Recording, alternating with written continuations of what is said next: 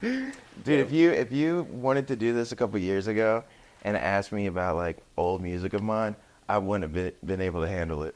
You wouldn't have been able to handle it? No, dude. You think? All right, well, then, yeah, let's start with that then. Yeah. Do you think this last album, Mm-hmm. what do you think this last album did for you? Not for your music, not for the image, for you. Well, Because this one felt very more personal. yeah, so like it's interesting. I literally started making this album the day after the one I put out in 2018. With your dad. No, that was Oh, the album? I got that on there. Yeah, Okay. yeah. So So this is after you've already. So this was No Excuses? literally, I recorded the intro, the first song for No Excuses, in a session that was technically for this newest album, Everyday Dream. Okay. But I was like, wait, I need to throw this song on. Something No else. Excuses. Okay. Oh, okay. Yeah, it was because it was just like more of a fun song. So like, but I recorded this song called Ready the same day as this song called Perfect that's on No Excuses, and Ready's on Everyday Dream. Okay. And they were like just totally different. One's a little more fun, one's like super serious. And I always wrote and would record pretty serious material as far as my music goes. I just used to look at what people liked, and I was like, oh, people don't want to hear this from me. And that's why it took about 5 years to really put it out. For sure. Because I would like put songs out every now and then, and the reaction from people were like, oh yeah, we really like this stuff more. And I was like, well, that's what I like more. So for me personally, putting it out is more like I just want to dive into that style even further. Like I can't even just rap to rap anymore, to be 100% honest. Like the braggadocious stuff? Yeah. Not even braggadocious, I guess like... Yeah, I'm trying to figure that out right now. Yeah. Because like I used to do a lot of freestyles, and those would be just kind of like rap to rap. And now I can't. Damn, because those are kind of like, I feel like a nice little break. Yeah, I did. Yeah, so I would do those. Almost like a practice. Yeah, and people, especially with like the way social media was moving, well, in 2018 was way different. Still different, yeah. But it was a way to break. Like in 2018, to be 100% honest, people were just putting out like covers of like their album cover or single cover on Instagram and be like, hey, go here and listen to this song. Yeah, Reels were not Yeah. not there yet. So When did Reels come out? When did Reels start? 2020. Really? Yeah. Yeah, it was right after TikTok like really started. Amping. And they Yeah, were like, exactly. we have to keep up. Yeah, so me and Linus would make those freestyle videos that I did, and that was very much so like, hey, I want people to be scrolling the timeline instead of having to click away from Instagram and go listen to the song. I'm already starting to rap like right there. And I was like, we started into 2017, 2018, we did them a lot. But yeah, I feel like it's hard for me to do that style. Okay. Like I write those verses, For sure. but I'm more like, It's like, performing wise? 'Cause yeah, I've written, even when I've fucked around and written stuff, when we did a beach trip where HBK to help start, like, separate this last album he did, but they had me fucking around one night, like, writing and stuff. Yeah. And I was like, bro, I write this stuff, I'm like, damn, this sounds good. Yeah. And then I'm like, bro, but, like, I can't say this with a straight face. yeah. Nah, I agree. Man. Yeah. Because it's like, it's just not me at the end of the day. Yeah. But, Jack Harlow had this line on that Jack Band project they did. me and Owie talked heavy about that one in the podcast. He was saying something about like the braggadocious raps he's done before. It's just like not even believable when he does. My raps are getting less and less believable. My braggadocious is getting less and less believable. Because in the moment, I think he had like a moment of like putting out an album and like the reception of the album like just not being like well. And For Jackman? no, the album before that. That was the one with First Come Class. Home the Kids Miss You. I can't remember. I think it's the white cover, right? Yeah. I think it's Come Home the Kids Miss You. Yeah, so like he put that out. People weren't really rocking with it. I mean, I think his core audience was, but I feel like Well, you go from the two albums before that, because like I first found him or first got introduced to him on that Loose album, which was like his debut for the most part. He had like 2 or 3 before that, but that was like the debut. And now it's two different things. Yeah. So it's like I feel like he So I feel like he switched things up, Yeah, but it's also, like you were saying, I think that album just didn't get the response like the other stuff did. And then it just made him, I think, like, second guess the braggadocious raps. Mm-hmm. And then, like, Jackman is my favorite project. Okay. I love that project. I enjoy it very much. Yeah. I've gone back to it. I literally was telling him in our podcast where I was like, I think it was like random, like 2 or 3 months ago. I got on Back Jack Harlow because I go back to that Loose album and there's ones before it. And I was like, I remember the one of him in the back seat. I think that was the one with. There's like, I think Big Sean was on that one. Yeah, that one's got a bunch of features because I think Adam Levine's on it and stuff Mm-hmm. like that. That one's got a bunch of features. I think Justin Timberlake's on it. Yeah, that's the one that, like, right after was popping. That was like, Yeah. he was like solidified. Like, And I didn't really like that album. Mm-hmm. There was a few on there, like 2 or 3 that I was like, okay, cool. And then Come Home the Kids Miss You, I liked more than that one. Yeah. And then I agree, I think Jackman was good. Yeah. Because I think that was, it's just... But you like the original stuff from, like, wait. Oh, when he was like 18, 19? Yeah, Oh, yeah. like the super melodic stuff. Oh, fuck yeah, What dude. about the stuff that popped up of him, like, just rapping in the hallway at school? Oh, the old stuff when he was like 12, Yeah, basically? yeah. Nah, man, he had to be like 14 or 15. I did research on him, like early deep dive when Loose came out or briefly after that, and he talks about it. I don't know if it's what an interview was or if it was just him talking where he talks about, like, I think he was 12 or 13 where he told his mom, like, I want to be a rapper. Yeah. And she was like, I think, a painter. So she's like, oh, it's super supportive, whatever. But she was like, okay, like, if you're going to do it, 10,000 hours. And they did the math for how much time a day he had to work on music before he was 18 to get 10,000 hours before he turned 18. Damn. And I heard that story. I was like, that's fucking insane. Yeah. So I was like, people shit on him, whatever, for, industry plan, as everyone who gets famous does. He did the work. I was like, my man, if he's lying, different story. But if he's telling the truth, my man's put in the work. That's a good story if it's a lie. Yeah, for sure. How can we make people believe this? Let's say we calculated the 10,000 hours before I turned 18. That's but then funny. you see the videos of him rapping 14, 15, and you're like, okay, clearly something was happening. Well, what do you think of those videos? The old ones are funny. There's a one that they took off that I used to, it's called Ice Cream Paint Job, which is... Yeah, they took the video down, though. Dude, those are... But I think they're fucking hilarious. When I saw those, it very much so reminded me of my old videos. But also, it's like... It's half the quality. Yeah. Because it's like that, I think, is kind of what hurts to see, too, sometimes, is like just the general quality of it. Yeah. But it's also like, bro, you are not higher at that age and in that time. Yeah. Because it's just like, I mean, what you were doing, those first ones I found, I think, were 2012.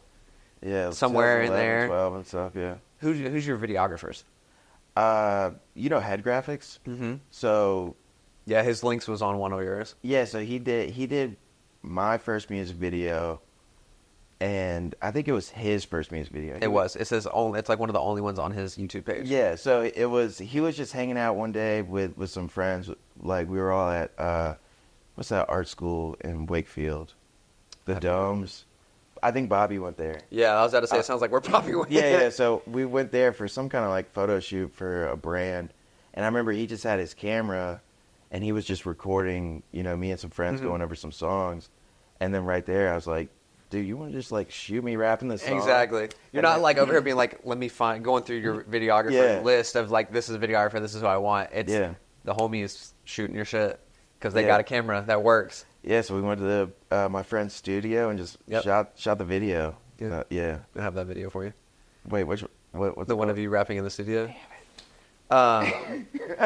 Hit him with so many horses. Oh, dude. Oh, no, man. It's good. The bars are there.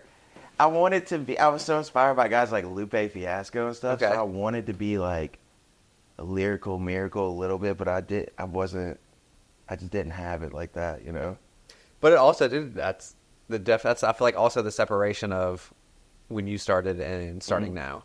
Yeah. Because you don't have, it's like no one, you don't have, like back, but like when you were 2012, you had to be lyrical. Yeah, people were, well, also then there weren't many examples for, 2012, as far as like white rappers, you had like Asher Roth and then Mac Miller, and then from Asher, like so many different like college white rappers popped up doing like I Love College remixes. Yeah, you're right. Yeah. Because Hoodie was on there. Sammy Adams. Yeah. So a lot of those That's all I can guys, think like of. there weren't that many examples of like. I mean, those guys were underground. Like once Mac Miller really popped off and was like considered quote unquote mainstream in a way, and had like he was doing like big tours.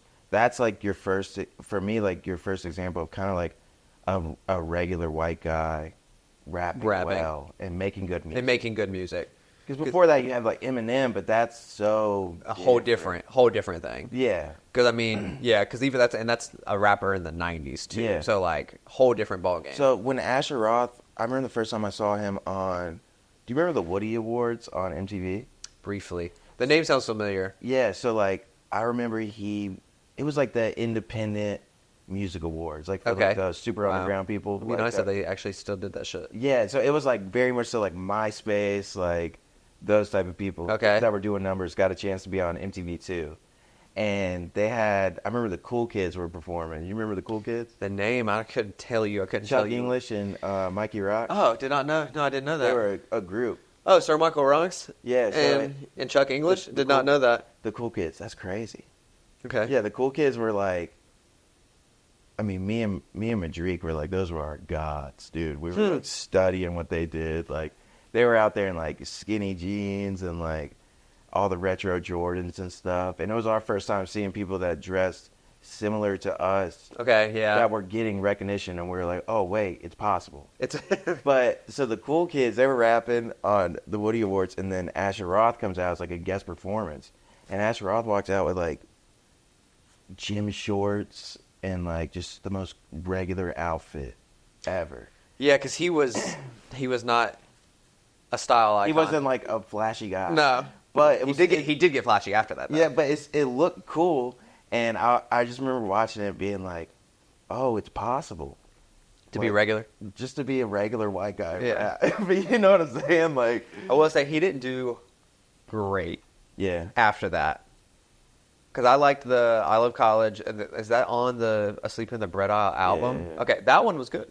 Yeah. Lark on My Go-Kart, I remember that shit. But his story is crazy. Like, I mean, he made I Love College kind of just as like a joke. Yeah, it's like a parody. Yeah, and then the label was like, we only want this. You're the college guy.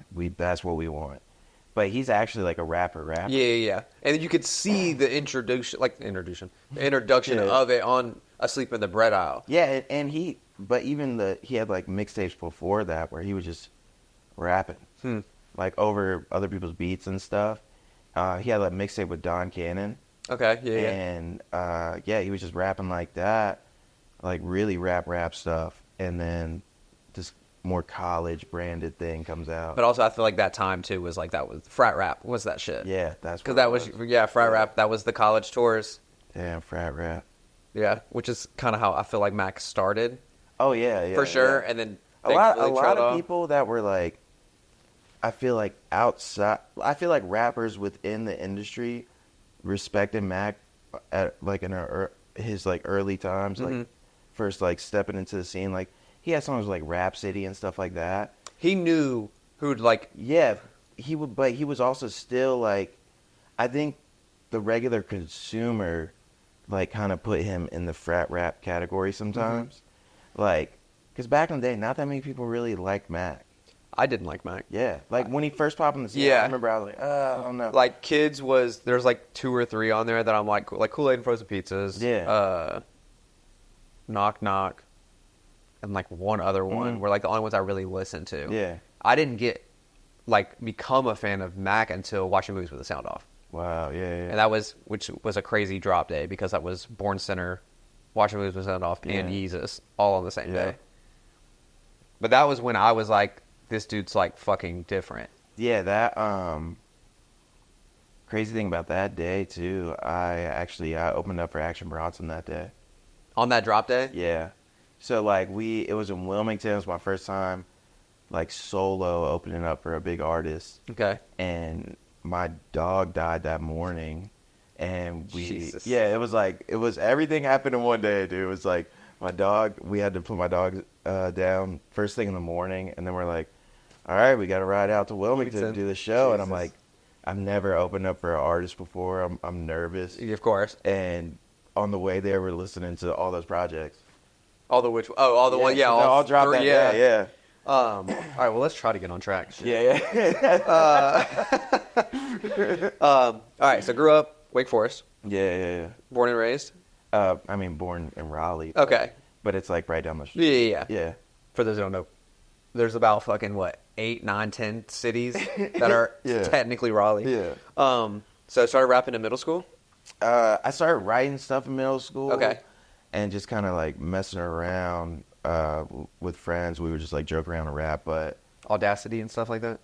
Yeah. It was definitely just having fun in middle school type stuff.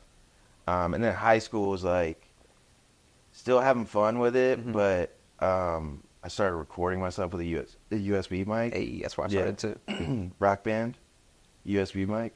No, I went to Staples and bought one. This is also a little before me. Yeah. So we would do that, and a few years before me. Yeah, and then burn CDs and sell them at school. Okay. Yeah. So talk about that first instance of. Dude, if you can remember that first instance of being like, I'm going to record something. I didn't know how I wanted my voice to sound. I remember because recording voice is different than because I don't sound like I talk. Yeah, you have to like develop it over the years. I feel like my rap voice does sound like my.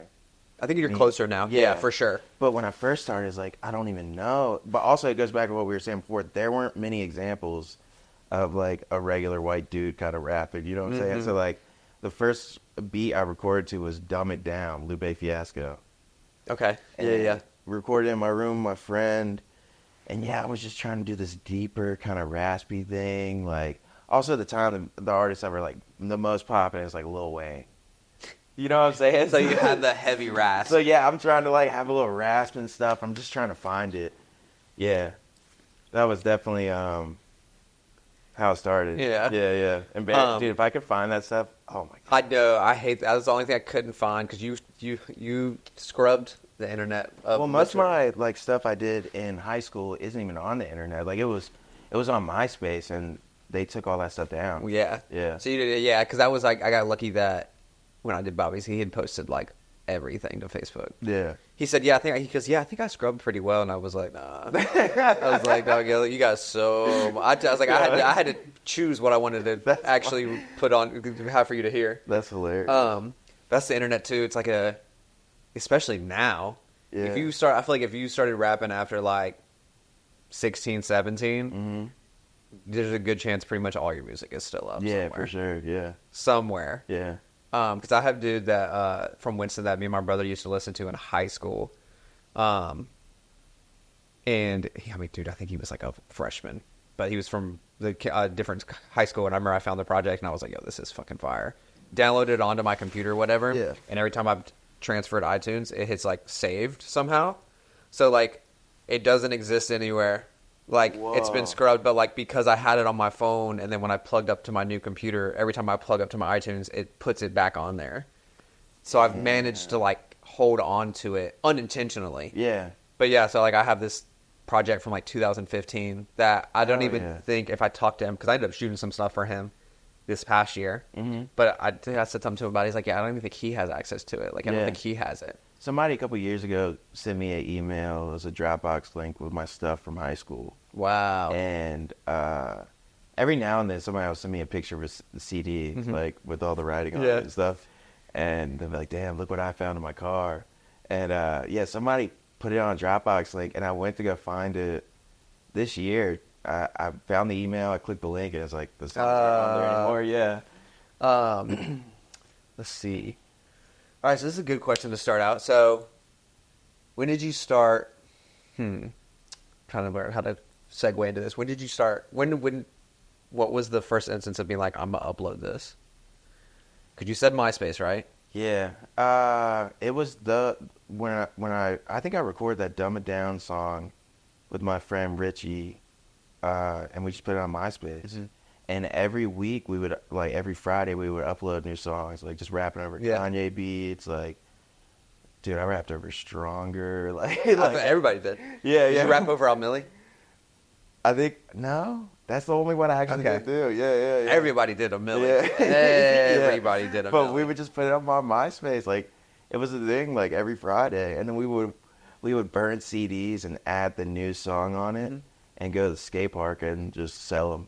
Fuck it. Yeah, for like $2. Okay. So when did you, at what point, so you're in high school doing this, at what point were you like, because I feel like in the early stages of doing, you're like, I'm just going to put this music out and hand it out. Yeah. So when you're like, all right, I need to, how can I do this correctly? So, well... Because what has to happen for that to, because I feel like something has to happen. Where you start taking it serious? And you're like, I don't want to say serious because I don't want to feel like you, because I feel like people take, because I feel like before that, it's not that you weren't taking it seriously. Yeah. I feel like there's just a point of being like, all right, let's do this correctly. like, just burn CDs and give it out to people? Or like... No, like actually being like, all right, I want to record this properly. I want to, reach out to these blogs. Because, 2012, 2013, 2014, heavy blog era. So I was recording stuff in my room, and at the time, I was already freestyling at parties in high school. Okay, so you were that guy. Yeah. But like, hey, Nance, freestyle for it. Pretty much, yeah. And like, it was so much fun for me. Okay. And people were cool with it, and they seemed to really like it. And I don't want to say like I was good, but it's fun. I think it's a different era. Back then thought I was good. And it's so, easy way to social climb. Yeah. Social status climb. Yeah. Like, man, that's how you do that fucking freestyle. Like, I was known in high school for rapping. And okay. So I started recording my stuff, USB mic. I started putting it out on MySpace. And the first time I got an official kind of recording studio situation was with Madrique. He found me on MySpace. Yeah. Okay. And I was a part of a group called Rulers of the Sandbox. It was 3 of us. I did never fund that. Wow. Yeah, that's really scrubbed. Yeah, you did real well on scrubbing that way. It was me, this dude named Fresh Prince at the time. He had like a flat top and stuff. His name's Napoleon LV now. Okay. And is he still out here? Man, he's all over the place, honestly. He's one of those guys where you look at his stuff online, you're like, where do you live? Yeah. But he was always a cool dude. And then this other artist named James Skywalker. It was us 3. Okay. And we would just, we were called Rulers of the Sandbox. We would record our stuff, put it on MySpace, and Drake found me through MySpace. And I had a verse we wrote on, what's that song with Estelle and Kanye? It's the #1 champion sound, yes. Yeah. Oh, American Boy. Yeah. So we did that song.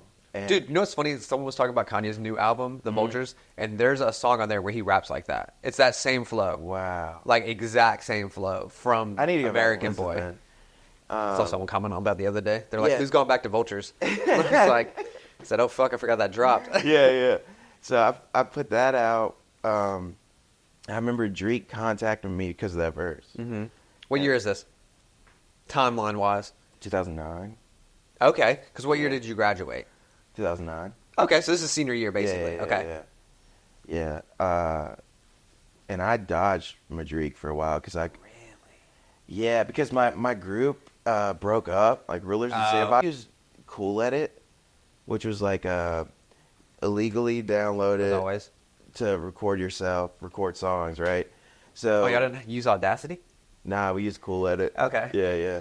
Like Cool Edit? Yeah. Okay. Yeah. So we would use Cool Edit, and everybody. I think so many people on the internet were using the same Cool Edit account because you just would go online on a blog and be like, use this password, use this. So. Oh, it costs money. Yeah. Well, there's like to download the license. Oh, okay. So yeah. Sharing passwords. So that account, I guess, ran up, and I couldn't record anymore. And from there, I'm like, I don't know how to record. Like, I didn't have Pro Tools or anything like that. So I kind of quit rapping, and I was pretty much like, I'm done. And Madrique had emailed me and was like, yo, I got a song I want you to get on. I didn't see the email. I wasn't checking my emails. Nobody was. Yeah. And that's one of those times where it's like nobody's checking emails except for like people who are like in the office. Yeah. I definitely just use emails to make accounts. Yeah. But I wasn't checking free trials all day. But Madrique was ahead of his time. He sends me an email, and then I didn't see it. And then I run into him do you ever remember Vertical Urge? the skate shop in Raleigh. They sold like Nike SBs and stuff. No. I remember when we were in Dreamville weekend, Mez and Drake were going back and forth with like all the old shops that they used to go to, and I feel like they mentioned it. They definitely have, because that was like, that was the spot for all the SBs and stuff. So I was there looking at shoes, and Madrique walks up to me. He's like, "Yo, are you Nance?" And I was like, "Yeah, what's up?" He's like, "Yo, I emailed you a song, like," and I was like, "Dude, I don't think I got it. Can you email it again?" And from there, I was really like, I'm not rapping it. Yeah. And so then a couple weeks later, I'm at Triangle Town Center Mall looking at shoes again. Also crazy because Triangle Town Center is a ghost town. Yeah. So I run it, and Drake walks up to me there, and he's like looking at shoes too. He's like, "Yo, did you get my email?" And I was like, "Oh man, I really forgot to check." And he goes, "Well, I got the beat on me in the car right now. Come out to the car." So I go out to the car and I hear the beat. I'm like, "Whoa!" Like, it was awesome. Yeah. And especially at the time, I was, before that, just rapping on industry beats. For sure. You're doing remixes. Yeah, so this is my first time somebody like shows me, "Hey, this beat is original for us and I want you on it." And I was like, "All right, cool, yeah." So then he told me to come to the studio. I pull up, and it was the first time I went somewhere where they had like Pro Tools or whatever it was. And who was you recording with? Is that this dude named Legit, his name, Alvin Legit Garcia.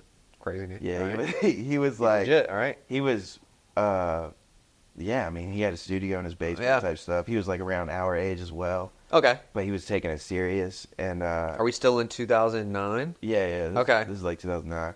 So then I go there, record, and from there, like the guys that ran that studio, they really liked Madrique. They would record all his stuff and all his old mixtapes, and they believed in me too, and they allowed me just to record for super cheap, if not free. So I was able to make, like, Drake is the reason why I was able to really practice with a legit studio setup. Versus like at home. Yeah. With a GarageBand mic. Yeah. And this is where I could just go write my stuff, go in and record it, and they would mix it, and I could put it out, and actually it sounded way better, obviously, than USB mic stuff. But yeah. Okay. So I would say the original question was like when you get to the serious part. That's where it was serious. For sure. So like with Drake and being at that studio, that's when I'm recording stuff and I'm like, "Oh, I'm gonna put it on Dat Piff." Okay. Yeah. So we put mixed. So we had because there was what? Pure Volume. That for uploading music. Yeah. That was like one of those one-off, like you can just download the song. I don't know. The websites do not exist anymore. Oh yeah, so that's when you would just upload the file there and be like, "Hey, if you want my new song, you got to go here. download it." Because of OK Player, you probably get like some viruses. Probably, because there was OK Player, and then DivShare. Yeah, DivShare was the one. Okay, that was the main one I remember. All right, so 2009. Yeah. You're uploading for real tracks now, basically. So when does Everybody Know come into play within that time frame? That comes because Everybody Know was like what, 3 years later, 2 years later? Yeah, that was. I think Everybody Know was like 2011. Or 12. Yeah, I think it was 2011. Yeah, you got to play it. I can. Nah. I can, man. Yeah, it's definitely inspired. It's a NERD beat. 2010. Actually, New Year's Eve, 2010. Yeah, we dropped the video on New Year's Day. I thought that was crazy. Yeah. We're starting the year off with a bang. Like, I thought it was my moment, too, which is crazy. And I know that the intro for the video has, like, I shortened it. Okay, cool. Yeah. Damn. I shortened it because I was like, I'll just get to the music part. I was like, that's all we want to hear anyway. I think who else rapped on this beat. I think it was somebody else rapped. Oh, it was Pac Div. Yeah. They were the reason why I was like, I want to get on this beat. Let's see. Oh God. Everybody knows she said she looks the way I rhymed. Oh, one said ditto. You know it. Everybody flows, but I look past MCs like windows. Finco, spit code, told your earlobes. Get your dude, my voice so high pitched. Look at all these feels that's ear. When I put it down, you think it needs to cheer. We are up, I be on, switch your won't be get my side. Oh man. I just need my drug, yo. Yeah, I remember. That was the line. I was like, okay. Car got a little horsepower. Wow. Yeah, I used to be But it's also very like the flow is very fitting for the time. For the time. Yeah, but also like I used to look back at that stuff and be so embarrassed, but it's like, dude, that's a part of everybody started. Oh. Especially with rap, everybody starts because Your first ones there's very little chance your first ones you play are going to sound good. yeah, and rap, I feel like it's very much so the thing where it's like, yo, I'm just going to teach myself in my house, in my bedroom, and I'm just looking at examples of people doing this at a high level, really good, and let me just try to emulate that. With like singing, there's definitely like there's kind of rules to singing in a way, like compared to rapping. No, it's like rap. There's so many different ways to rap, and people still find new ways. And yeah, I mean that's what I was doing. So at the time, I thought I was gonna make it off songs like that. Mm-hmm. And it's looking back, it's like, dude, no way. Hey, 2,000. It's got 2,000 views. Well, it had 2,000 views. Over like 10 years. Yeah. Well, no, you unlisted it, so So whenever you unlisted it, that's when they stopped. Okay, so let's see. I hope my timelines are pretty lined up. I usually try to make sure my timelines are pretty solid. If not, man, I think I can remember pretty well. Let's see. That's so cool, man. So talk about the Killing 'Em video. So me and... Oh, wait, no. That's the one you sent me the other day, right? Yes, that was one I sent you. The Like This video. Oh, God. I think that's after all those. Okay, but I feel like This, comparatively, you were pushing that one hard. Yeah, so like, okay. So this is like the time frame of things. That's like my first music video. Everybody knows or whatever. That's my first music video. And after that, I would just write on other people's beats, like the Killing 'Em beat and stuff like that. And I would hit up Head Graphics and I'd be like, I want to do a video for every single one of these. Like, let's just go link up somewhere, shoot a video, put it out. Because that's around the time where Mac Miller's just dropping videos every week. Yeah. So I wanted to do that. And then I found my homie Skate Bravo, who was a producer, and he made the Like This beat. And from there, I was able to actually have my own beats in a way. Is that your first instance of having your own beats? Well, sitting down with a producer and being like, yo, I want it to sound like and this. like creating from scratch. Yeah. Because that process is completely different. Yeah, than just getting a beat pack. It's not the same. Yeah. Also, the worst was when someone's like, hey, I got some beats for you. I'm like, cool. And they send me a beat pack. And I'm like, I'm like, did you listen to like what I do? Like, have you listened to my music? I was like, I can't rap on any of these. Yeah, and he definitely had a style where like, he would make all sorts of stuff. But I would, like, some of his stuff, I was like, oh man, this is awesome. And he was on, what are those websites where they just upload beats and sell them? You know what I'm talking about? Like BeatStar. Yeah, so he was on those, and he actually was doing numbers on there. And it's a good way to make the legality of a lot of it kind of sucks. Yeah. But like, it's a good way because I mean, you can always download it and not pay. So it's like you get but then there's a legality of it where people will pay the $150 lease fee or At the whatever. time, that was a lot of money. Too. Yeah. Looking back, dude, $150 for a beat, like.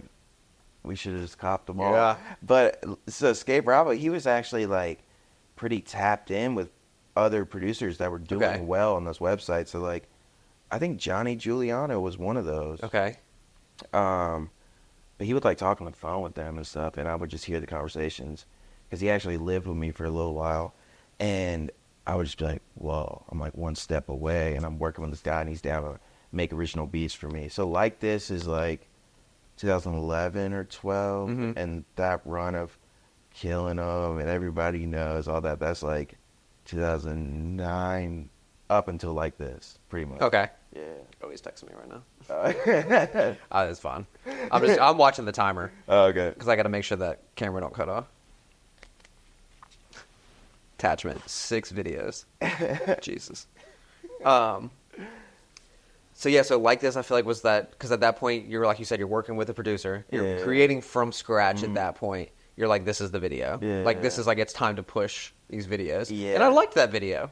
Like, comparatively to the ones prior. Yeah. Because the ones prior are very much like the studio, the Everybody Knows one is, it's, definitely just in the studio with the homies. Yeah, and like, y'all just standing there. Yeah, definitely. Like, it's 3 of you. It's a little 3 of you awkward.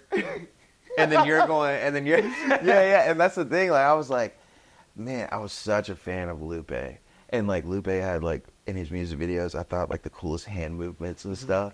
And I was just trying to do that. Oh, dude, I was talking to my cousin the other day because he's not really like in the music world necessarily, but he sees like kind of the stuff like I shoot, and he's like, yeah, you know something about shooting, and I was like, honestly, I was like, the easier the shoot is if the artist is animated. Yeah. Because I was like, if the artist isn't animated at all, or like, because we were watching, I think I was watching the Little Sims, the gorilla video, Okay, which is fire as hell, Yeah. top video of the year, I think.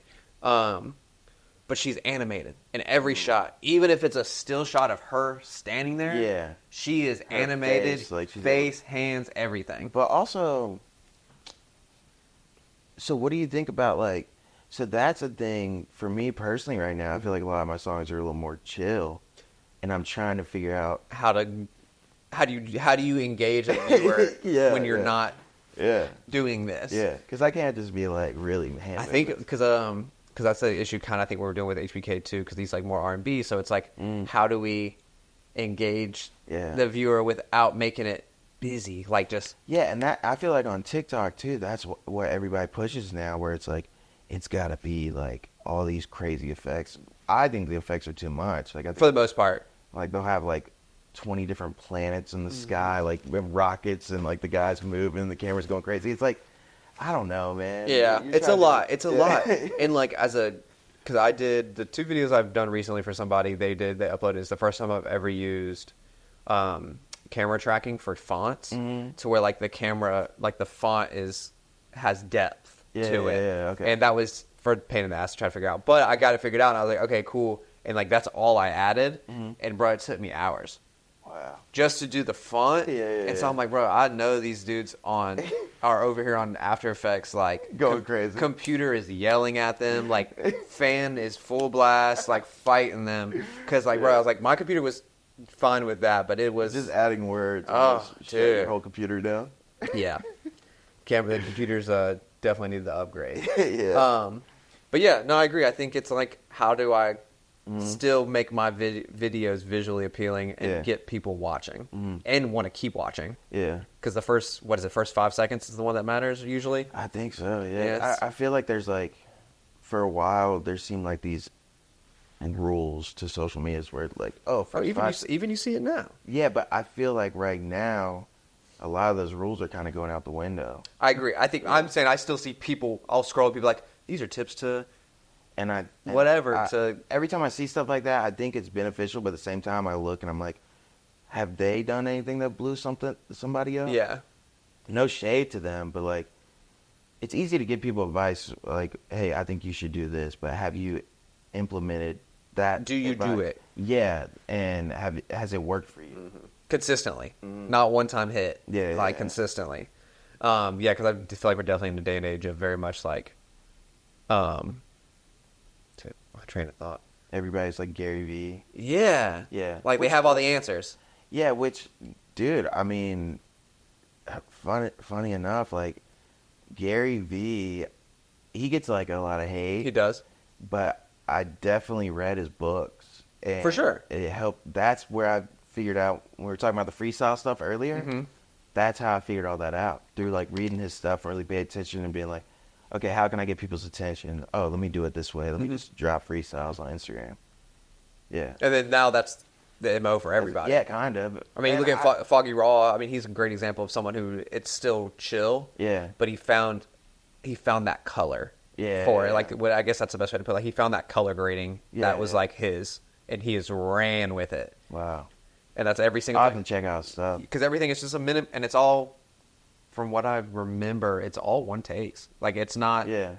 It's a little bit of camera movement, a little bit of following them, but it's all heavy glow, nice halination going on, and then just super bright colors. Yeah. And then he always has the gold grill, so it's like usually reflecting. And yeah, Fire. but yeah, he ran that. I don't like his music because it's very poem-esque. Okay. So it's like, can't vibe to this, but I get it. Yeah. There's an audience for it. For sure. So let's see. Let's move to some radio play. Oh, man. So 89.3 Yeah. WSOE. Yeah, Man. that's what, Burlington, right? And Elon. Yeah. So yeah. Did the debut premiere? For which song? Nance and you? Can't remember what song. Really? Oh, actually, yes, I do remember because I did a video for it. Drake Cannon shot it. Okay.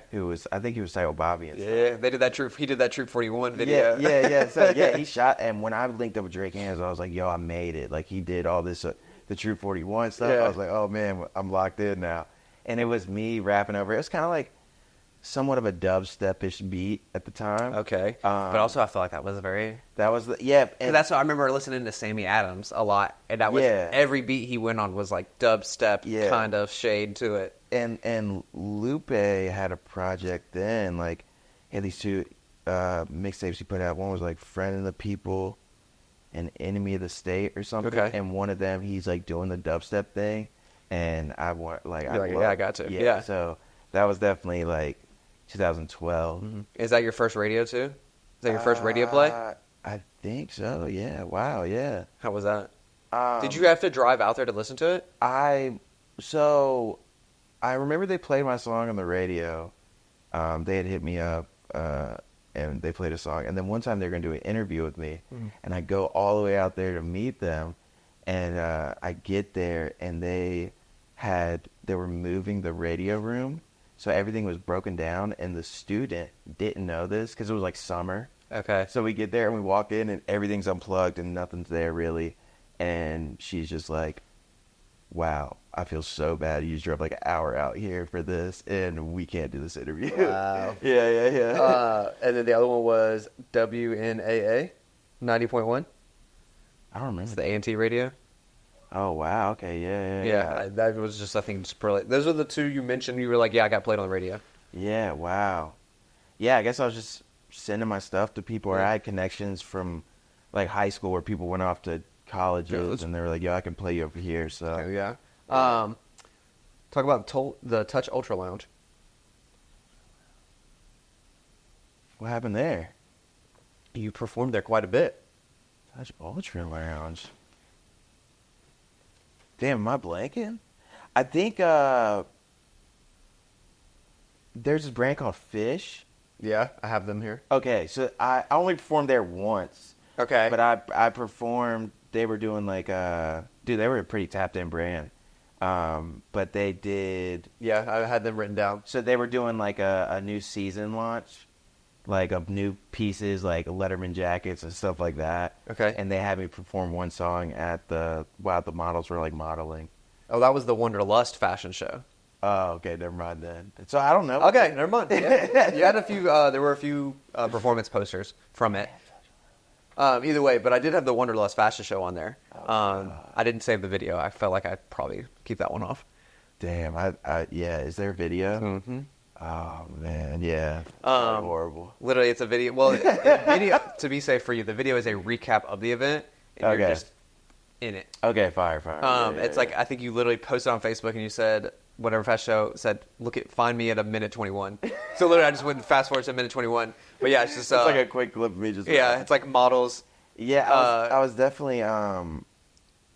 So I performed one time in like 2009 with Drake. Okay. Because we had a song together and we performed and I remember Mez was there, man, and I was so nervous, and I get up there to record, like to perform my verse, and I messed up.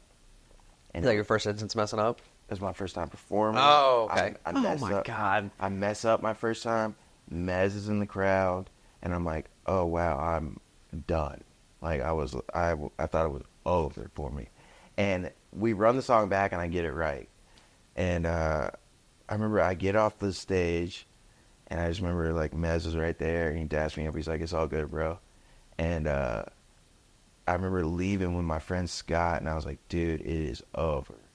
You're like, my career is gone. But I was like, dude, I put so much time and effort into rapping. I've been doing this all high school, and this is my first opportunity, and I just messed it up. I'm not meant for this. Yeah. Crazy thought. So it was just so extreme, you know. I'm like 18 at the time or something like that. So from there, I pretty much. Oh, okay. The video cuts off the Sony A7 III cuts off after 30 minutes. Oh, okay, okay. Or 29 minutes, 59 seconds. That's crazy it does that. Yeah. So the one after this will go unlimited, but for whatever reason, this one doesn't. Okay. So I mess up. Keep up. And from there, I was so afraid to perform for years. It's crazy how that happens, though. Yeah, so when the that fashion show thing comes up and I do that, that's another example of me being so afraid to perform. And I probably look crazy up there. But I feel like that was probably a better way to do it. yeah. Because People are paying attention you're to not every- the center of attention Yeah, by yeah. any means. From Yeah. what I saw in the video, you were not. Yeah, I remember I did the sound check and there's this other guy there that I was like cool with. I was like, yo, does it sound good? He goes, and he was just like, which part? And I'm like, oh, so I don't even sound good. Is what so that like kind of killed my confidence too, dude. Which part? I'm like, the whole thing. I mean, dude. yeah, I feel like the question was whole. Yeah. But I don't know, man. That's just a part of it. For sure. And it's Yeah. funny now because I feel like if you fucked up on stage now, it wouldn't even Yeah. Hey, it wouldn't even second guess. Yeah, It would yeah. go right into the next line. yeah. Which I've told the few people I've done, like, gone to shows and stuff of, like, people doing their first performances. And it's like, oh, if I fuck up, I'm like, bro, I was like, if you fuck up, I was like, keep going. Yeah. I was like, the worst thing you can do is if you fuck up and you stop. Yeah. I was like, just keep going. And I was Yeah. like, no one's going to fucking miss the two words you didn't say. Yeah. It'll be fine. They're not gonna get mad. And No. leave. Yeah. All right, so 2013. You want to talk about 18 years? Because I feel like that. So that's with actually my friend Brett. I recorded at his studio now. Okay. Brett's brother passed away, and it was a song like he wanted to make like it's kind of like a tribute and like for all of it was crazy to even be a part of it. Like 'cause I knew Brett, and that was the next jump up to a better studio. Like he really does this. Like he has a full blown. Yeah, this is like all the equipment you can think Yeah, of. Okay. so, and he was like, hey, I want you to be part of this song. I feel like you would sound good on it, and this is what it's about. So I'm like... She's like, oh, wow, now I have to... Yeah, so that was definitely... to be a part of something that's so meaningful for not just Brett, but his family and, like, a community of people in Chapel Hill. Yes, I did there was a video we did. I like the too. video. Yeah, the video we did was cool. Who shot that? Because that was an upgrade as far as like just general quality. That was my first time where I was like, oh, this is a fire video. Like, yeah. The quality is... visual quality, transitions, everything. I remember I watched it briefly. I was like, okay. You can tell there's a jump here. I was like, it was definitely like oh, this is a real music video. But also I felt like that was one that probably needed it. Yeah. So, that was that. Yeah, I mean, definitely that's another example of me making music that was serious, but I wasn't really putting it out. And the fact that it was a part of something so important and meaningful. Something bigger than you. That I was more okay with being like, yeah, take the song and put it out, Do what you want, yeah. Yeah. I feel like honestly kind of... No, never mind. I was going to say, it kind of helps alleviate the pressure, but probably some heavy pressure trying to do something like that. Yeah. Because you're like, this is not for me necessarily. Which is crazy that even at the time, anybody would want me after hearing everything we played before to be like, yo, can you write a song? It's tribute to my brother. Yeah. But, I mean, that's just that's the cool thing about music, too. It's like people will see things in you. And they can hear your voice and what you do and be like, you would sound good doing this. Yeah. Just like what Drake did with you. Yeah. Dude, shout out Drake for being on your ass for that shit. Yeah. Man confronted you twice. Yeah, like... He said, oh, you didn't get it? Well, we can go listen to it right now, actually. Dude, and that what's so crazy about that is, like, at the time, it's like I had, like, the Justin Bieber haircut. Like, my hair was longer. Like, it's like, you saw something in me to be like, yo, I want you on this song. It's like, that's crazy. So, all right, June 18th, 2013. So that's everything we were just talking about. Action Bronson. Yeah, soapbox. At the soapbox. Yeah. Is the soapbox still there? No. I didn't think so. I think it was one of the last shows we did there. Or, I mean... They had. Yeah. But yeah, I mean, that was... My dog passed away that morning. We drive down there. We do that show. I'm super nervous. Action Bronson ends up, he's there in the building, but they didn't have some certain things he wanted on his That's all right. yeah on his That sounds about on his right. rider, and he ended up leaving. Really? He didn't perform. Really? This changed my life, dude, because I had so Because this is your first time opening for solo open. yeah, and it's in Wilmington. I know a lot of people that go to college there, so They're pulling up. they pull up. The crowd's packed. Because they're waiting for Action Bronson. Action Bronson's a XXL freshman that year. Oh, man. Yeah, this was just like, oh man, it's happening. And Action Bronson was on Mac Miller's album that day, and on the album, he says, "I don't perform unless the money's in my pocket first," and he tweeted that as he left the venue. Like, I go to his Twitter and it says that. So they had a cashier's check for him, but they didn't have straight cash, and that's what he wanted. It was on his rider, only just give me cash. Yeah, and they didn't have that, so he didn't perform. So the cool thing about all of that is to get the opportunity, it was through like this smaller independent like booking agent. Okay. And what they would do is they would get the openers to sell tickets. For sure. That's how kinda you buy your spot, almost. Yeah. So Which is not the worst thing in the world. Yeah, it's I think it's a great model, but if you're giving the openers a percentage. Because I went on to like use this model for my own headlining shows like years after. But I would give artists like 50% of the tickets that they sell. So it's like, and I'll be like, you can sell as many as you want. Like, keep going. So a lot of artists will have like that incentive of being like, yo, I can make $300 to $500 if I sell these tickets. Yeah. So, but for the Action Bronson one, it's like $18 a ticket. I had to sell 50 tickets. I mean, I kind of do the math on that. It's like that. What is it? It's up there. Yeah, I mean, you're almost at $1,000. I think it was 1,000. Yeah. Altogether, yeah, I can't remember the exact amount that I had to sell, but I remember at the end of the night, I go up to the agent, the promoter, and I was like, yo, so he didn't show up, and all my people, like, they came here for Action Bronson and everything as well, like, I got to refund these people. They were refunding everybody at the door, but then he gives me my cashier's check back and be like, yeah, Bronson didn't come through, so you can just take this money, refund people if you can. But it was like $1,500 or something. And I performed for 15 minutes. So, and then all the people I went to like high school with, and like they were like leaving the venue, they were getting their money at the door back. And they were giving it to me. They were like, dude, it was where I wanted to come see you. Like, they were giving me their money. I'm like, no. And they're like, no, dude, take it. I swear. Like, it's just like drunk college kids. And dude, I walked out. They were like $2,000. And I sold merch too and all this stuff. And I performed 15 minutes. I'm like, oh, dude, I'm on. Like, I just, changed my life. I didn't even have a place to stay that night. I remember I stayed at one of my friends. Like, all my homies went out. I was like, dude, I'm exhausted. Yeah, I'm going over there. We go over to this dude's house that I knew from high school. I sleep on his couch. I just remember I have like $2,000 of cash just stuffed in my pocket. Like, I didn't have a change of clothes or nothing. I'm just sleeping on his couch with like this big wad of money. And I just remember like waking up the next day being like, whoa, dude, my life has changed.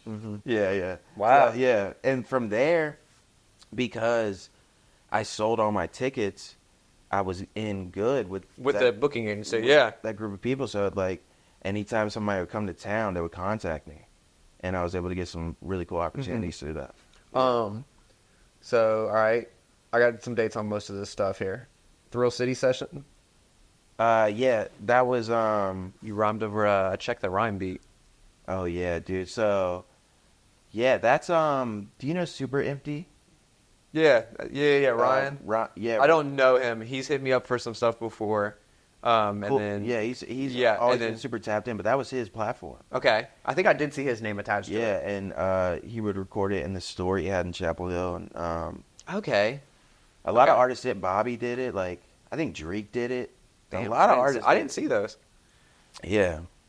I'm trying to make sure I got videos. Yeah. Or the videos I need to pull from, but we're good so far. I remember recording that too. It was like, dude, I messed up so many times. And I don't think it was that bad. No, but they had to clip it together. Oh, okay, never mind. So maybe you yeah. I remember just being like, because we planned it out that morning. He was like, yo, can you come through tonight? I was like, what kind of beat you want me on?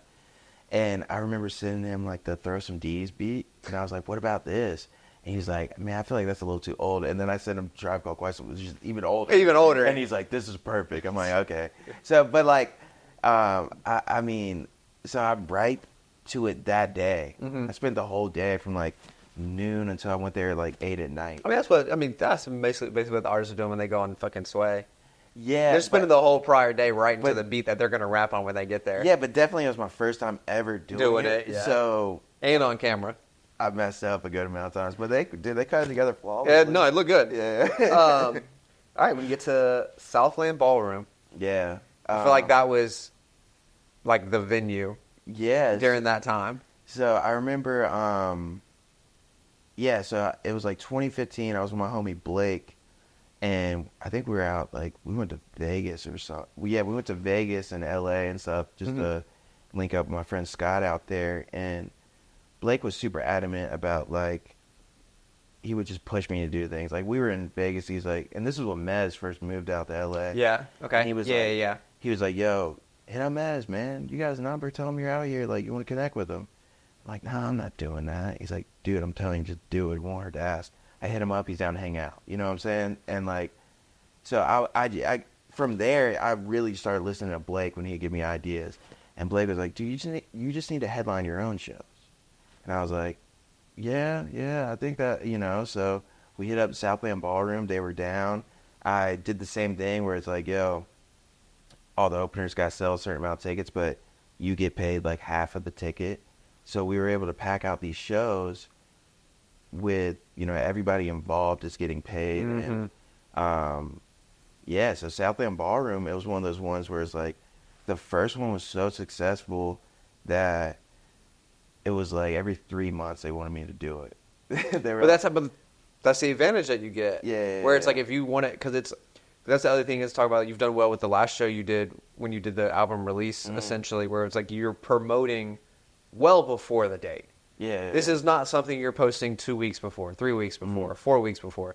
Like, dude, this is like months, like 2, 3 months ahead of time, so people have time to take off work, prepare for it, make sure they're in town, whatever they're gonna do. Yeah. Because I see so much stuff now where people are like, "Oh, I'm performing Saturday," and I go look at their page and it's the first time they're mentioning it, and it's like Tuesday, and I'm like, people already got stuff going on now. I was like, you've missed so many people now. Where it's like instead of because when we did the Before It's Too Late like 2 years ago, I mean, I made sure that we were promoting that mid-November, and it was beginning of November, if not end of October, and the show wasn't until like the week before Christmas. And it was like, it turned out we had 50, 60, 70 people. It's the first show we've ever thrown kind of thing. And I was like, bro, it's like, it works in your favor. Yeah. If you give people time. Yeah. So the first time, you're right. And the first time I headlined, it's funny looking back at this stuff, but like I co-headlined at the Lincoln Theater in 2014. So that kind of gave us the idea to be like, okay, why don't we just headline on our own? And who'd you co-headline with? This is artist named Top Flight at the time. Okay. He was a Wake Forest student as well. Okay. And we were actually on the same little independent label, and those were the guys that helped me get the Action Bronson opportunity. And stuff like that. Okay. But in 2014, we decided we're gonna go our separate ways and stuff like that. And so we co-headlined it together, and we brought out like 250 people, and that was my first time doing a show in Raleigh at that level. And my mom's there, my dad's there, all that stuff, and it was just really successful. And I remember looking not too long ago, looking back, we announced it in December, and the show was in March. It's that's a lot of time. That's 3 months to people to get ready for it. Yeah. And especially now on Instagram, it's like, dude, I can post something and people are still I'm still getting engagement from it 6-7 days later. And I'm even without me running ads for it. Yeah. Just because of the way fucking Instagram works, where I can get on there and I see something like, oh, this is cool, and look at it. It's just dropping Friday, and I'm like, oh, cool. And I look at it, it's up 2 months old, and I'm like, oh, well, clearly can't even get this now. So I was like, why am I seeing this? But it's just interesting how people, don't take the time to give themselves time. Yeah. Nah, you definitely gotta Yeah, fine. I mean, really, I think the biggest thing is giving yourself time, but also genuine, real connections with people. Mm-hmm. Like when it comes to headlining a show, because I've done it a good amount of times over the years. I mean, like the Southland Ballroom era of like doing that every couple of months was really talking to a lot of people, and not just like talking to people, hanging out with them. And a lot of artists are like, "Oh, you guys are gonna come out and see me," but it's more about creating relationships with all those people there, and making time for these people, especially on a local level. For sure. I On a think, local level, for sure. yeah, it's like once artists become big and it's impossible to really do one-on-one things, it really is still good to do super intimate, like, hey, this is for my day one people, like it's like J. Cole doing a Dollar and a Dream tour. Yeah. It's like, this is for the people that are down to wait, and we're gonna have a cool experience, intimate. I'm in a small venue with y'all. But like, yeah, I think giving yourself time and really, I mean, it's the same with my show last November. It was a lot of talking on every single platform to everybody. I mean, there's Facebook Messenger people that only communicate with me on there. They're like, yo, I'm coming out, man. I haven't seen you in a couple of years. And Snapchat. Like, I don't really use Snapchat, but I do upload my stuff there every time I drop something. And there's still so many people that use that, But yeah. No, because I was when I was first on music, whatever, 2019, 2020, where it was like it's easier. You're gonna get especially at that level where I'm super small, whatever. You're gonna get more fans, quote unquote, or people are gonna listen to you really likely based on your energy and performance of what you do it and what you're doing afterwards and talking to them. Mm-hmm. We'll be like, yo, let's go. I'm like, yo, appreciate it, man. Yada yada yada, or whatever. Like you talk. Versus online trying to get people to just naturally follow you, or you're running ads, people follow you. Because it's like, what is it? 100 fans is worth more than 1 million followers, or like 1,000 followers. Because the 100 fans are gonna really buy your stuff, buy your tickets. 1,000 followers don't. I mean, they're just watching. They're not gonna take the time to spend the money.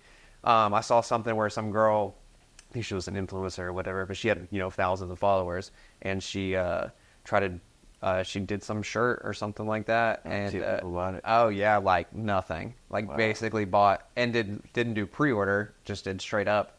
And so you just sit at the crib, a lot of inventory. Yeah, they had to shut down the inventory, and it's just a great example of your follower count means absolutely nothing. Yeah, no, that is true.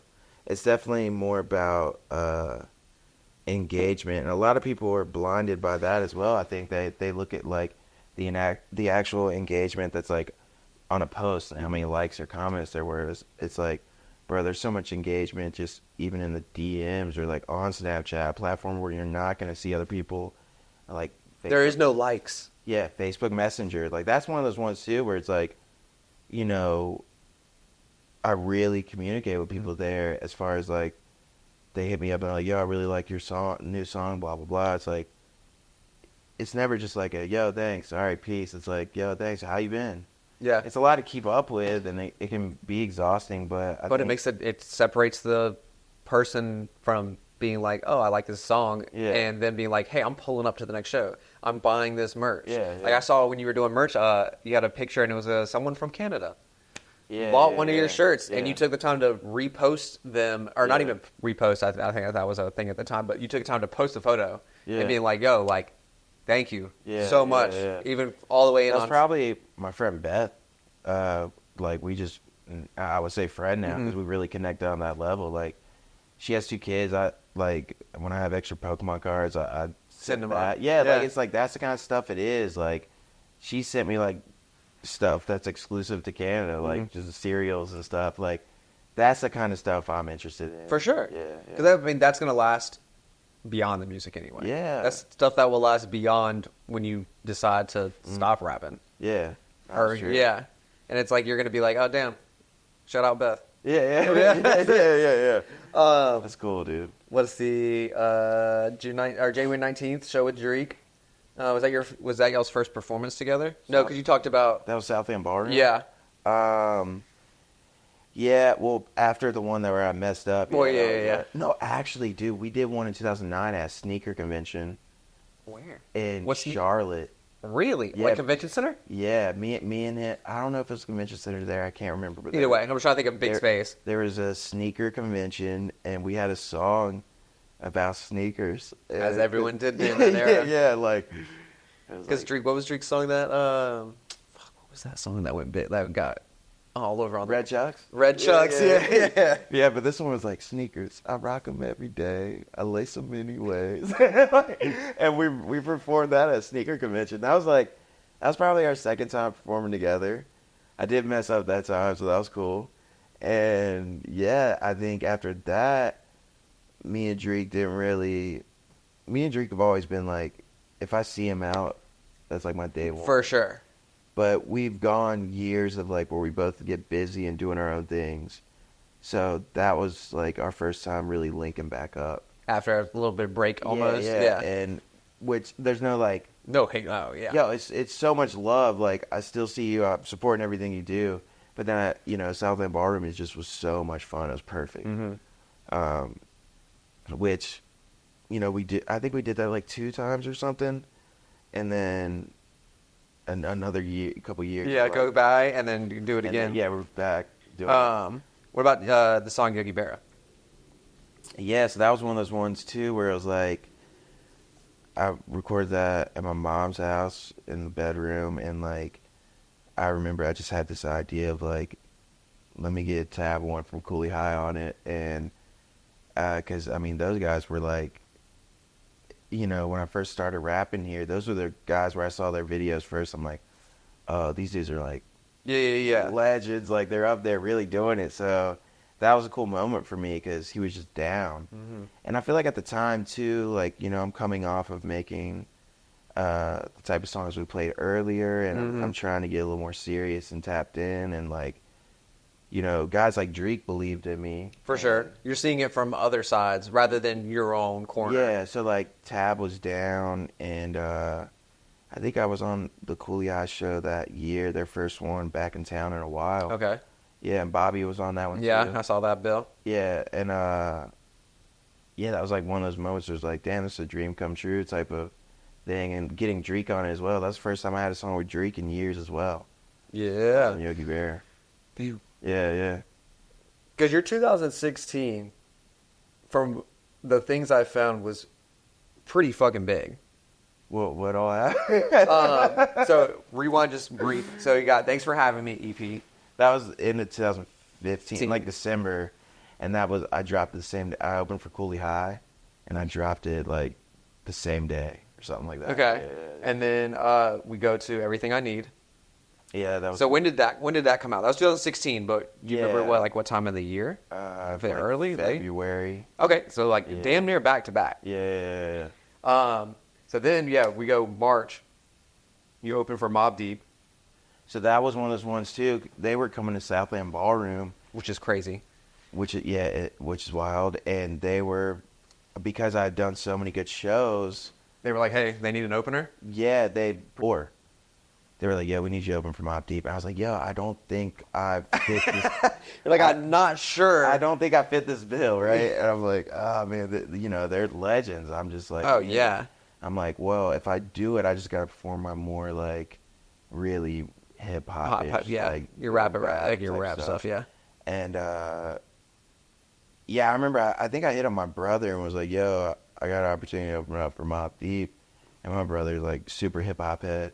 And I just remember him being like, "You gotta take it," and I'm like, "Okay, well, if you say so, I'll do it." Yeah. But, I think it was cool. It was definitely an older crowd and hard to get people to like really. For sure. There's a lot of just standing there, mean mugging type stuff. Yeah. I just remember getting off and being done with it, and I was like, "Oh, this is cool." And there was just like a couple people that were like, "Yo, you killed it, man." But they were definitely like younger and just down for actual. Yeah, I would say that crowd was like a lot of old heads. For sure. Well, you got Mobb Deep. Yeah. In 2016. Yeah, and I got to meet. But I mean, we were in the green room with them. And I got a picture of them. I saw it on there. It's pretty awkward. Like it's funny. Like I think you're standing in the middle, and then they're all like behind you. Yeah, maybe. but that's what they. I was like, yo, it's cool if I get a picture of y'all. And they're like, yeah, just stay in the middle. I'm like, all right. And I can't really tell these guys like, you know, they're like in there smoking and stuff, and they're just like, you know, chilling, hardcore, like Prodigy of them, like, and they're just like, yeah, get in the middle. I'm like, I'm not gonna question it. Cool. And then same month you opened for Kyle. Yeah, that one was like, that was the first show I did where I opened for somebody and their audience that they brought really rocked with me. It was like, oh, this is my target audience. Mm-hmm. And after opening for them, I connected with so many people at that show that ended up coming to my future shows.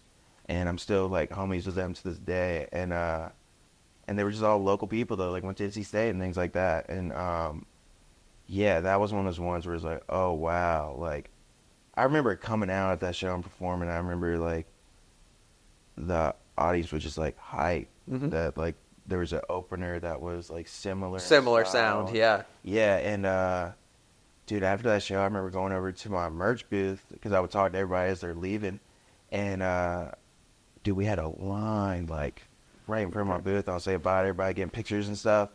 And I mean, and that's one of the shows where it's the first time people were like, "Yo, can I get a picture with you?" I'm like, "Dude, I live down the street. What are we talking about?" You're like, I'm actually walking home. Yeah. And so they brought out Kyle to go to his merch booth because everybody was like kind of going to ours, and I just remember like everybody just went over there, and I was like, "Well, that's cool. I mean, you know, it's Kyle." Yeah.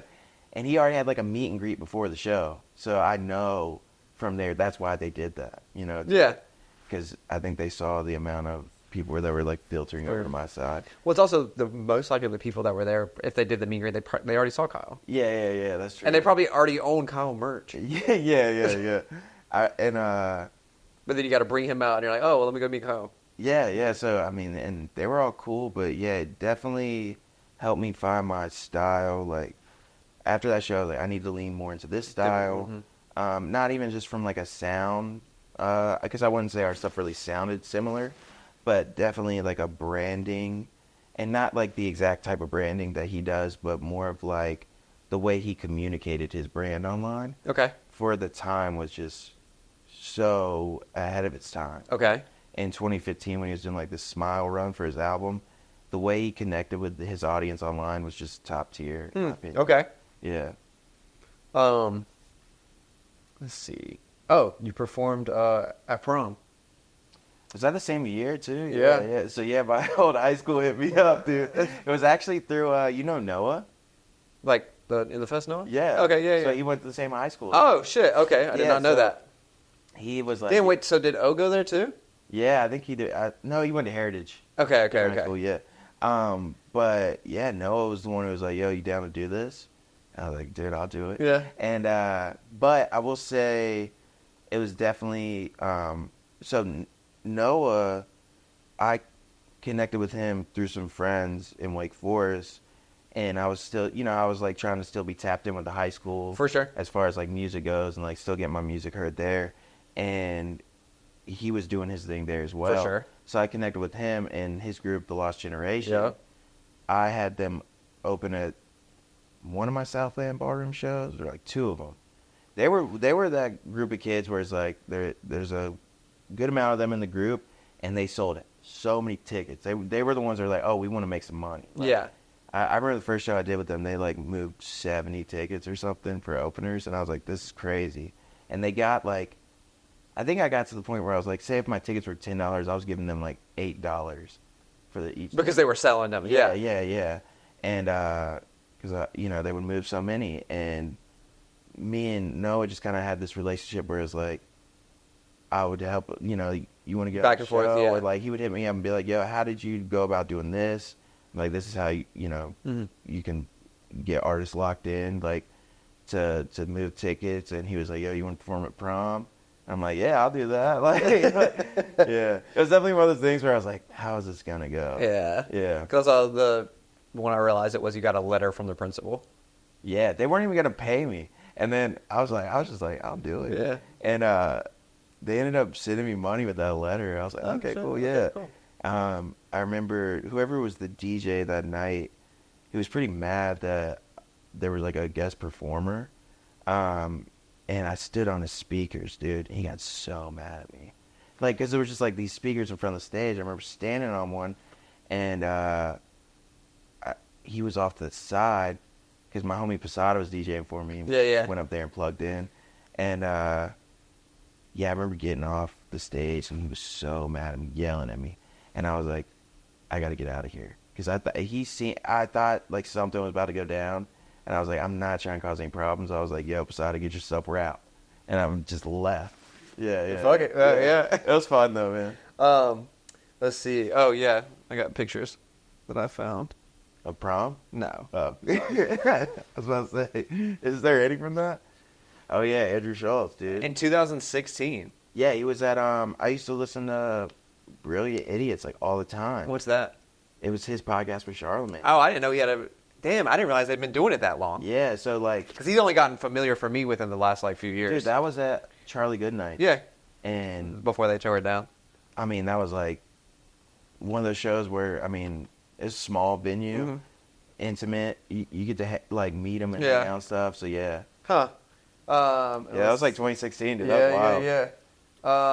Let's see. A3C Music Festival? Yeah, so they would hold these contests for, you know, smaller artists around the country to be able to open. And, yeah, so that's, like, my initial link up with Linus happened. It doesn't even look the same. Yeah, it happened in 2016. Same with Ruben. Yeah, it happened. Well, Ruben, Well, yeah, Ruben's Ruben, done his thing. So, yeah, man, that's a lot. That's a lot. So, like, I did A3C the year before. In, like, 2016 I did it. And then I also did in I think that's 2017, yeah, okay. So, Linus, Yeah, where does Linus come into play? 2017. So, Okay. through opening for Kyle, Okay. I kind of, like, you know. Because was he there for Kyle? I don't know if he was there for... he wasn't there for that one. But Kyle came back, and this is after, like, his song with Yachty's popping I off. Spy and all that? Yeah, okay. He's having a cool run. And I remember I go to that show, and, dude, there were people at that show with Nance merch on, like, from the last show we did. And I remember there was a line towards the end where, like, people were wanting to take pictures with me. And I wasn't even on this show. I was just there. Like, that's when I was like, yo, I really connected with this local audience. This crowd. That rocks with Kyle. So Linus was at that one. I did meet him there. But I remember I was looking for some photographers for my show in 2017. I was headlining the Lincoln Theater. And I saw Linus's profile picture. And I think it was him and Kyle. And he's wearing, like, a Kyle shirt. And I was like, yo. And he's a photographer. I'm like, he understands Kyle's relationship with his photographer and videographers and how they move and how they make content. Let me reach out to him. So I hit up Linus and I was like, yo, and this was on Twitter. I was like, yo, I got a show coming up. Like, would you be down to, like, take pictures for it, blah, blah. And he's like, yeah. So I pull up to the venue and he's already there outside, like, getting videos of, like, the marquee, like, with my name and stuff. And I'm like, why is this dude already here? This is crazy. And then, like, he comes into you know, when we're doing sound check, and he's getting pictures while we're doing sound check. I've never had, like, a photographer doing that.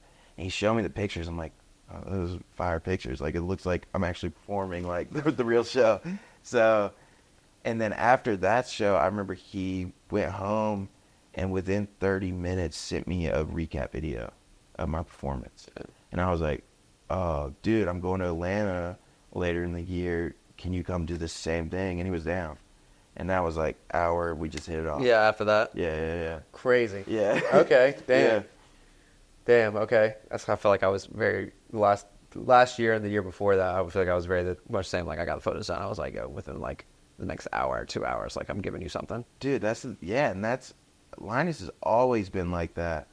But it's just so... I don't know. There's a genuine excitement about what he does. Like, even when it, like, was that kind of stuff, he would be so excited where he's like, I got to go home now. And I remember I'm not hanging out. I remember saying bye to him, and he's like, yo, I'm going home now to edit this. This is going to be so cool. I'm like, Okay. Yeah. And then sends me the video. I'm like, dude, I'm about to post this like right now. Yeah. Like the show just ended, and yeah, man, that's how that started. Okay, and then let's see. I got a clip for you too. Oh shit. All right. Yeah, how long have we been going, dude? I don't know. A good bit. It's fire. This is like therapy. Like, I'm like going through because like it's interesting to look back on things and be like feel good about them. Yeah, exactly. And like Because we're you covering, look at them in a good light. we're covering so many things and so many cool people that I've met. You know, like Drake, Bobby, Linus, like all these people And how they've like factored in. and all these opportunities. Like I'm probably gonna leave here today with a high. Like I'm gonna be like, yo, I really do this. So you're So Gone freestyle.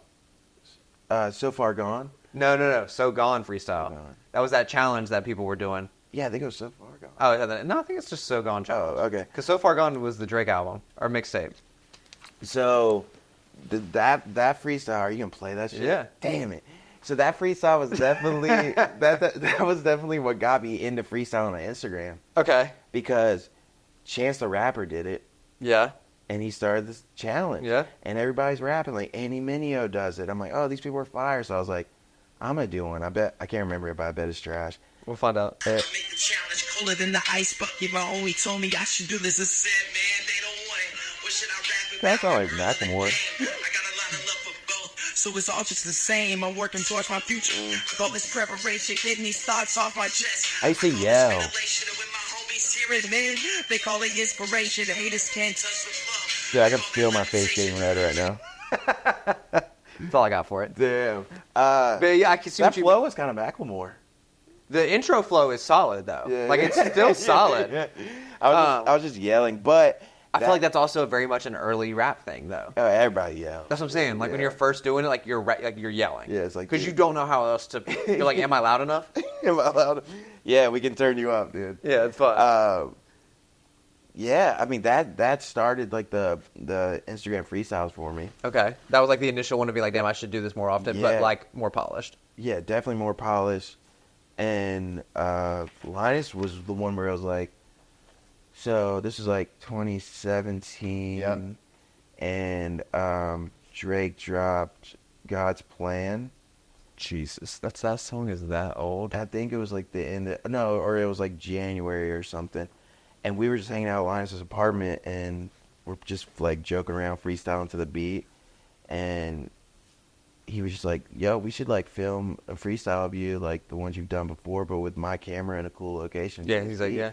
So I remember I wrote to it in like 30 minutes or something, and we went out there and did it. And the reaction to that was so cool that I was like, we started doing it all the time. I think I was rapping like a freestyle a week on Instagram. So, yeah. So start. Yeah. Packapalooza. Yeah, I'd done that twice. I did that one time in 2016, like literally the day Your after. 2016, I'm telling you, like, It was like the day after I did the Southland Ballroom. Mhm. I was like, yeah, I'm going to be a Pack of Do Blues that tomorrow. tomorrow. So we did that. And I did it again like 2019. you had your own Snapchat filter. Yeah, dude. I remember we changed it too from like, we had it for my performance at Southland Ballroom, and then we were like, yo, let's just change it to red and do it Packapalooza. And I really, yeah.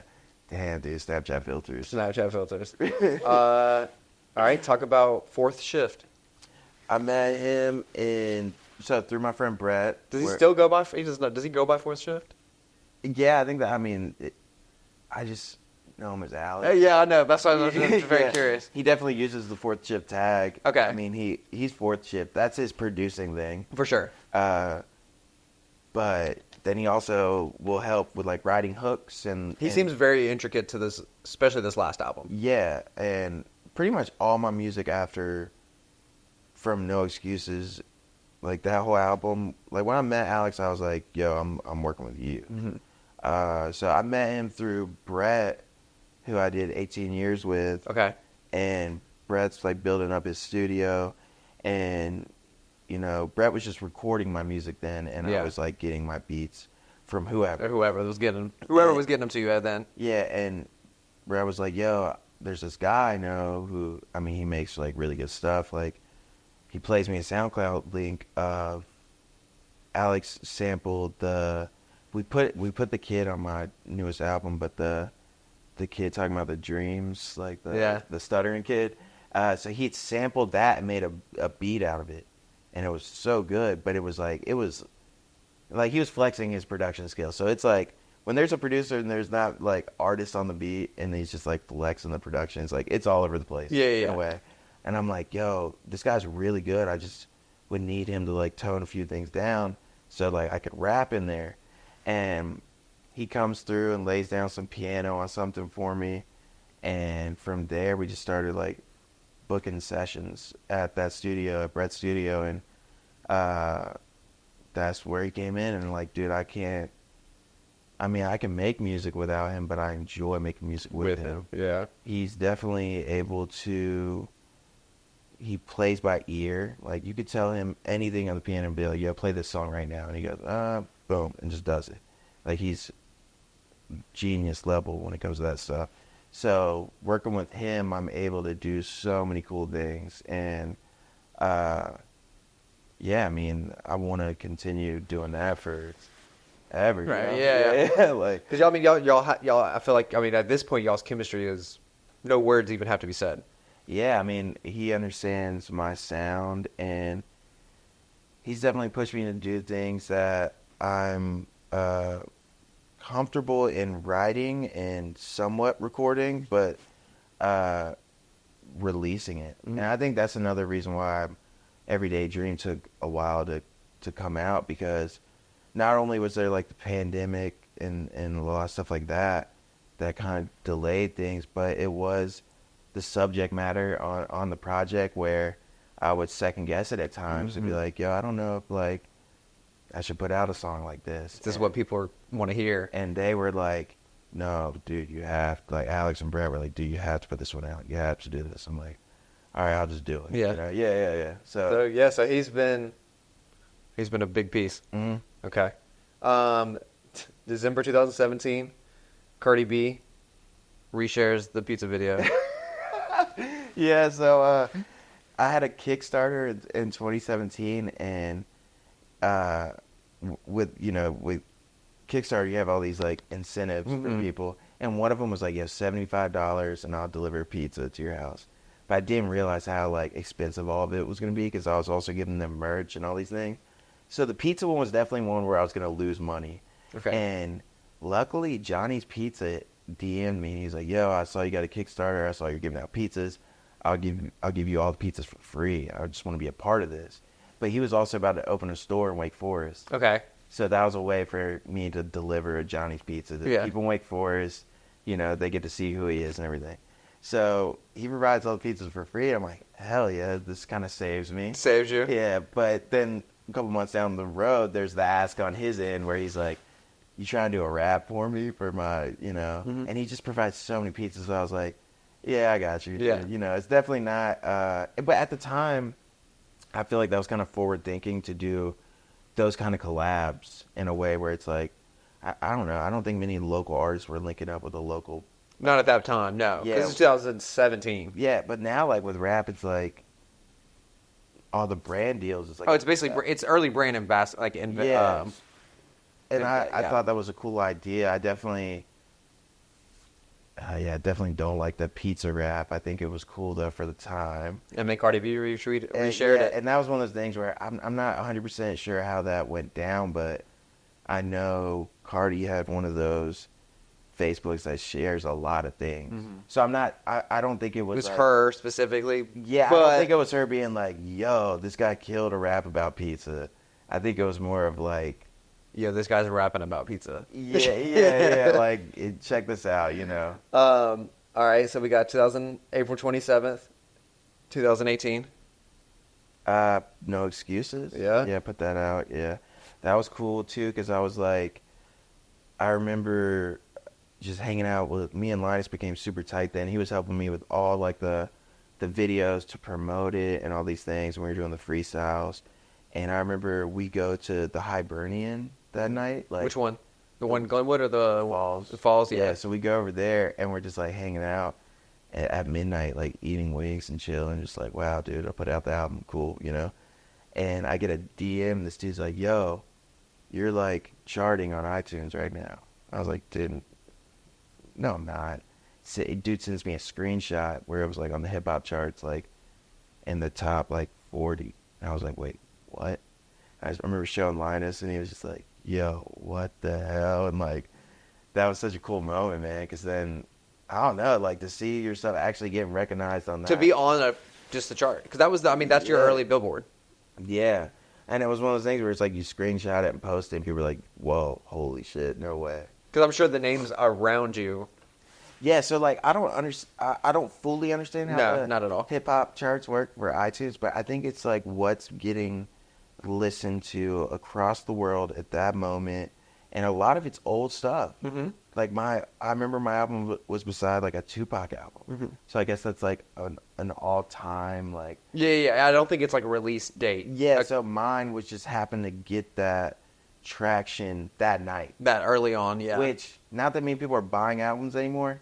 So I think I sold like maybe 100 albums on iTunes that time. So it's like still you're selling them for what, $10 a piece? Yeah. So it's like, but then like iTunes gotta get the cut. They gotta get the cut. So, but yeah, it takes about like 100 or something like that. And I pushed that for a while too. It was like, yo, pre-order my album. Well, no, because the pre-orders make a difference. Yeah. And especially now, even more so now, those pre-orders and those pre-saves make way more of a difference on release than they did even probably back then. Yeah, that's true. Because like especially pre-saves. Pre-saves is such a big one because it's like it makes that difference between on a release date because now that Spotify, you can almost run ads on Spotify now. Mm-hmm. It's like, yo, I need like, this puts me in front.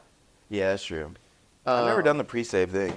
You've never done the pre-save? Oh. But I've always heard mixed things. I'm definitely more of the belief of like promoting something post-release. Well, that's how I am. I agree. I think there's a level to promoting pre and letting people know it's out for sure, or letting the people know it's coming. Mm-hmm. But then after that point, especially now, like we talk about with the 4 seconds thing, where it's why am I gonna do this? Like I remember when I would do posts, it's like I would post the week of that, or announce it, whatever, week of, and then the day of is the only time I'm posting reels. Yeah. Because it's like if someone sees this and they see nowhere to go. They can't even listen to it. Why are they gonna come back to it? I mean, I just put out a song Friday, and I don't have anything ready for it yet, but I definitely am gonna make some reels, and like I'm fine to post them next week or the week after, or like because it's out, because people can find it. Yeah, just bring people back to it, mm-hmm. And yeah, definitely. Yeah, I've noticed that recently. There's no rush to do it beforehand, because it's like people are gonna find it now, and now people can find it. I think that's the cool thing about the way music is now too. It's like something years old can pop. I think it's more about like releasing stuff and continually like, I put out a new song now. Let's say new listeners hear that and they like it. They're going to be like, what's his most recent release? Oh, it was this album from last year. So let me check out this album. Like, what was that song from Stranger Things? Oh, the one from like the 80s? Yeah. Oh, yeah. You're talking about it ends up charting number 1. Yeah. That's kind of crazy because then anybody can have a moment like that years down the road. Let's see. Oh, talk about the perfect music video. Oh yeah. Because I feel like that one grew a lot of attention. Yeah. So, I remember I'd become tight with Torch House Media. Okay. He does a lot of stuff for like Rap City now. But Torch he was on a run in, the Raleigh area doing music videos for people. Okay. And he just shot Rap City too. Yeah. They became homies a couple years ago, but we were just trying to think of like, he was one of those guys where it's like, yo, if I have an idea, we're gonna figure it out. Mm-hmm. And he was like, dude, we could put you like on top of the Camry, like kind of ghost riding the whip down like Highway 40. And I'm like, what? He's like, yeah, we'll just use a green screen and a leaf blower. And I was like, all right. So he's like, so you're gonna crawl out the window on top of the car. I'm like, all right. I still got dents in my car because of that. From you climbing on it? Yeah. And Do you still have that card? yeah, Okay. yeah. I'm riding that thing into the dirt. Well, no, because I think we ran into you the other day when we were shooting for HBK. You were in a different car, so that's why I was like, Oh yeah, yeah. But because I remember because I really didn't know you at that point. Yeah. And I remember when I watched it, I was like, because I first glance, I'm like, yo, is this motherfucker riding on his hood, like riding on his Camry on down 40? Yeah, yeah. Like it genuinely looked good. Yeah, that's one of those songs too where I really that was like, oh, I'm in my like the Kyle type audience like that stuff. a Okay. lot. Yeah. And I was definitely trying to figure out a way to make like fun songs, but also in my style because I'm not rapping about like Money, drugs. yeah. So like, what do I got? Okay, like I got a Camry. Yeah. Like, let me talk about that, and I like that kind of stuff too. For sure. I think there's a play in it too. Yeah. And then that other video you did, I did not write it down. I don't know why, but the one for you were in the blue room. On Oh the chair. yeah, we all know it. Yeah. I thought that was one of the first songs I heard from you where I was like, oh shit. Oh wow, dude, I'm not like the biggest fan of that song anymore. I just like the motion of it. I think the visual helped too. Yeah, that was one of those ones where it's like at the time. Where did y'all shoot that?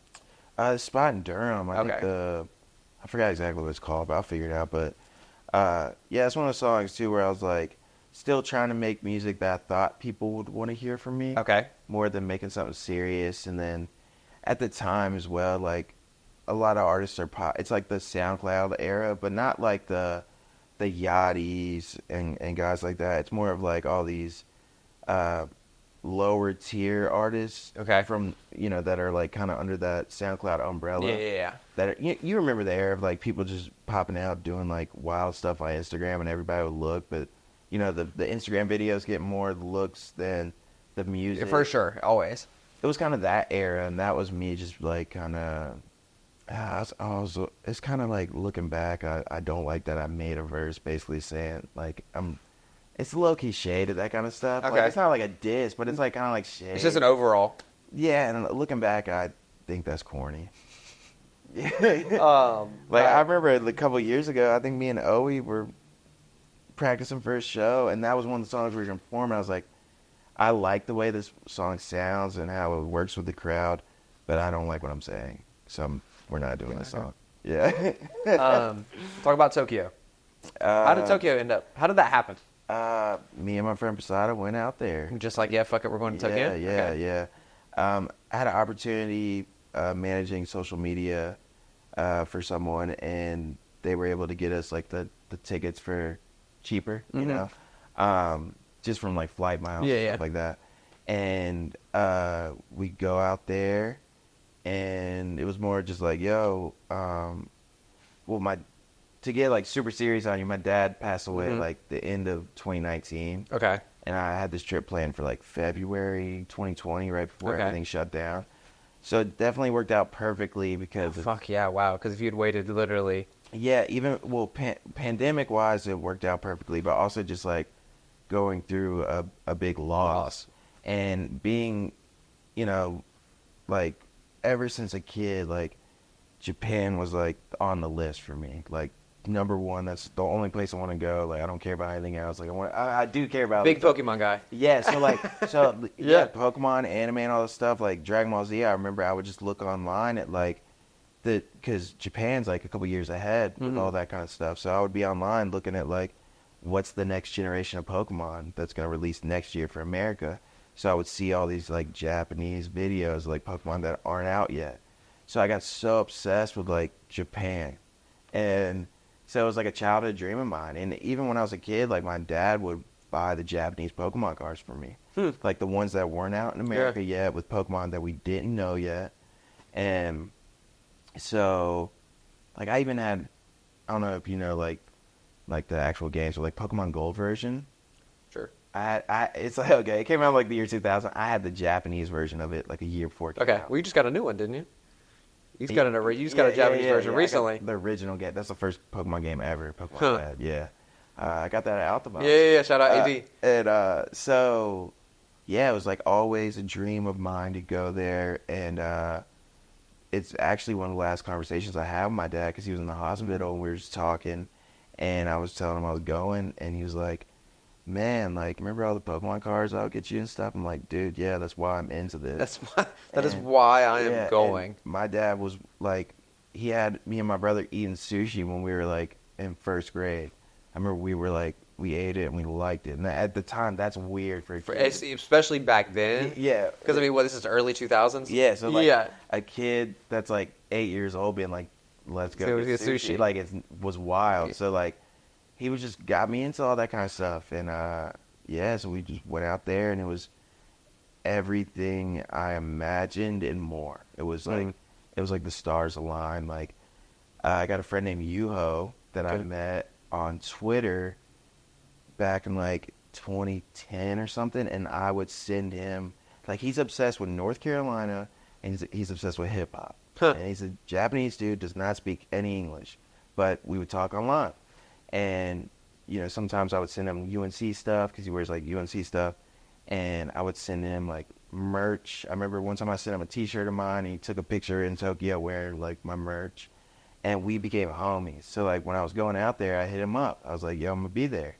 So we met in Shibuya Crossing. It was like the busiest crossing. Okay. Like, if you see pictures, Yeah. I Tokyo, feel like I've seen that area specifically. So we meet there. He brings his friend June to like slightly translate, but his English isn't the best either. So, and I just think we're gonna hang out like for like lunch and that's it. But it's like no, they blocked off the day to show us everything. They were like, "Yo, we're gonna get sushi here for lunch, and then we're gonna go to Harajuku, which is like the fashion district. We'll take you to the original Babe store, and all these things I dreamed about all in one day. It's like we're gonna go here, here, here, and yeah, I mean it was like you can't make that stuff up. And like I remember even like when we were leaving Tokyo to go to Kyoto, like I'm saying bye to all them, and I'm like starting to tear up. Yeah, like, why does this fucking hurt? Yeah. I'm like, well, these are like the nicest, coolest people. And then I'm really into like, you know, especially like being into like Pharrell, and not just his music, but also the fashion. Oh, I mean, yeah, you're talking about one of the first people to really bridge that gap. Yeah, and like, you know, he's rocking Bape. And like, that's also another thing where it's like, there was this weird, like, it was exclusive, and you would look online and you would see it in Japan, and there's like that translation barrier where it's like, what is this brand? And like, oh, why are these stores so cool? And like, oh, Pharrell's wearing it. This is cool. Like, and I'm so into that in like middle school, and then I get to a point where it's like, I'm so into it, and going there is another level. It wasn't just the anime; it was like the fashion aspect of it too. And the owner of Babe, Nigo, he created a new brand called Human Made, like in 2010. And so that was like my, like, oh, I like this a lot, you know? And the first thing I did in Tokyo was go to the store, because they have the stores there. And this girl working at the store, she doesn't speak English, but she helps me get some stuff. And then, you know, it's a cool experience. And then a day later, on the whole other side of the city, I run into her, like walking down the sidewalk at night. We're walking down the sidewalk, past each other, and both turn around. We're like this doesn't happen. There's so many people out here. What in the world? So then we're like, you know, using Google Translate, like, we're about to go to a bar. You want to come? She's like, yeah, I got to go home real quick and like freshen up. I just got off work, but I'll meet y'all over there. We go to the bar. She pulls up. She brings like Human Made stuff, like a hat, like a little doll, and like all these little like these little collectibles, coin pouch. And was pretty much like, welcome to Japan. And like, they're that nice. No, yeah. I've heard Japan is very like, it's a extremely generous.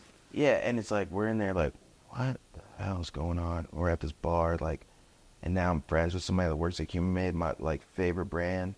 And then we're chilling in this bar, hanging out, and a song featuring G Yamazawa comes on. Shit, yeah. And, like, he's like, you know, lives in Durham, but his family's from Japan. Yeah. And I'm like, what the hell is going? Like, it was like the stars aligned in all these little moments like that. And I remember texting G Yamazawa then, and I'm like, yo, I'm in Japan right now, and they're like, they just played a song featuring you in this bar. And he's like, dude, no way. Hit me up if you need anything while you're there. And I'm like, all right. And he's just like, anything, buy anything, you know, I mean weed. And I'm just like, Well, yeah, I don't really smoke. Yeah, don't really smoke, But but- like Japan, like weed is like super illegal Yeah. over there, and I didn't want to do anything like. For sure. You're like, I'm not trying to get stuck here. Yeah. But dude, yeah, it's like a dream come true, man. Definitely. Hell yeah. So it ends up being like way more than just a trip. Yeah, it's like it's weird too because like right when I got back, the world shuts down. Oh yeah. And so my last like real experience of like being out living was there. So I was just like tunnel vision obsessed with Japan. And it was almost kind of like I look back at there in 2020, I'm like, yo, I maybe should have chilled out on all like the Japanese anime type of like influences and stuff, but yeah, man, I mean, it was just cool, dude. Yeah. It is I mean, you like what you like. Yeah, that's for true. whatever reason. That's true. All right, so let's fast forward a little bit. I feel like now we're at Everyday Dream. Yeah. So you're working on it. You're working on it for 5 years, basically. Yeah, so it just evolved in so many different ways, and so many things happened. Like, from what I was saying earlier, like my dad passed away, and like, you know, having a life-changing experience going out of the country to somewhere I've always wanted to go, and then the pandemic and everything shuts down. Like, and Brett has an autoimmune disease under the studio, so it's like you have to be very careful with stuff like COVID. For sure. Going over there, so that put a halt to like studio sessions with Alex for a while, and you know, in a way, like I think that was like meant to be and somewhat of a good thing because I was really able to sit back and figure out like, okay, where do I want to take this next chapter of music for myself? So you were almost forced to do it. Just stop and like not worry about what everybody else wants to hear from me, but what do I mean, I'm not out about doing shows and stuff. Like I'm not trying to like quote unquote impress anybody to get any kind of opportunities, but like what do I want to write? And I was able to really slow down and just like write the kind of stuff I was feeling at the time. And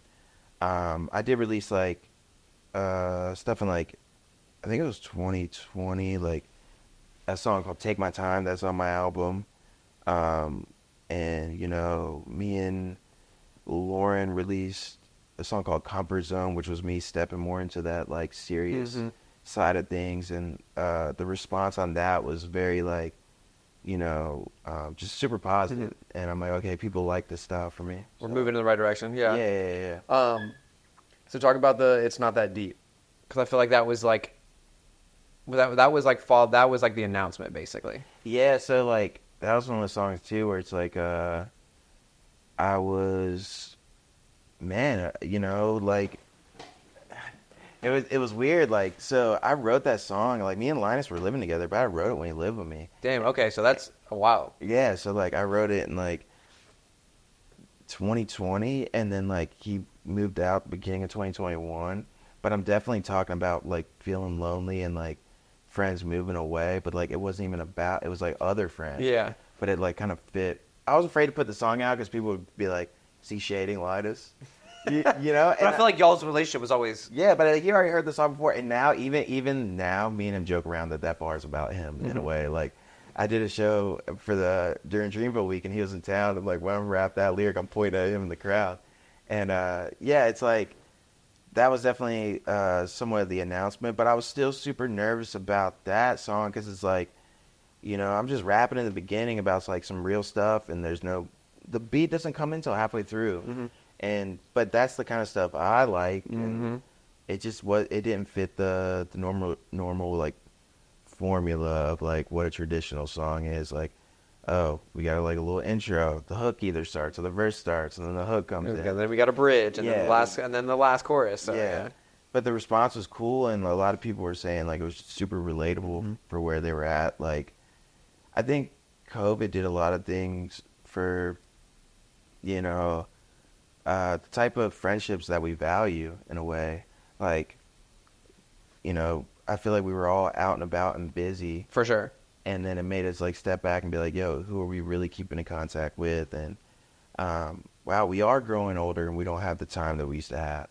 So you got to kind of prioritize and like, you know, make time to hang out with people. And that's kind of like what that song is about. Like, yo, like we got to make this time for each other. And it's not, dude, it's not that deep. Like, Yeah, no, but really. Yeah, like, just, yeah. Yeah, I agree. I think the pandemic was very much, I feel like the start of the pandemic was very much, people were like, oh, cool, we know we're chilling in the house, whatever. Yeah. And then when, like, that turned into a lot longer, people were like, oh, fuck, like, we're still kind of inside. So it's like, what do I do with myself? And then I feel like on the back end of it, people started, there was a lot of downfall to it. And then some people came out on, like, the better end of it, where they were kind of like, I'm a different person than when this started. Yeah. Because I feel like a lot of people went in that early 2020, cool and whatever, and then we're like, damn, what the fuck am I supposed to do? Yeah, it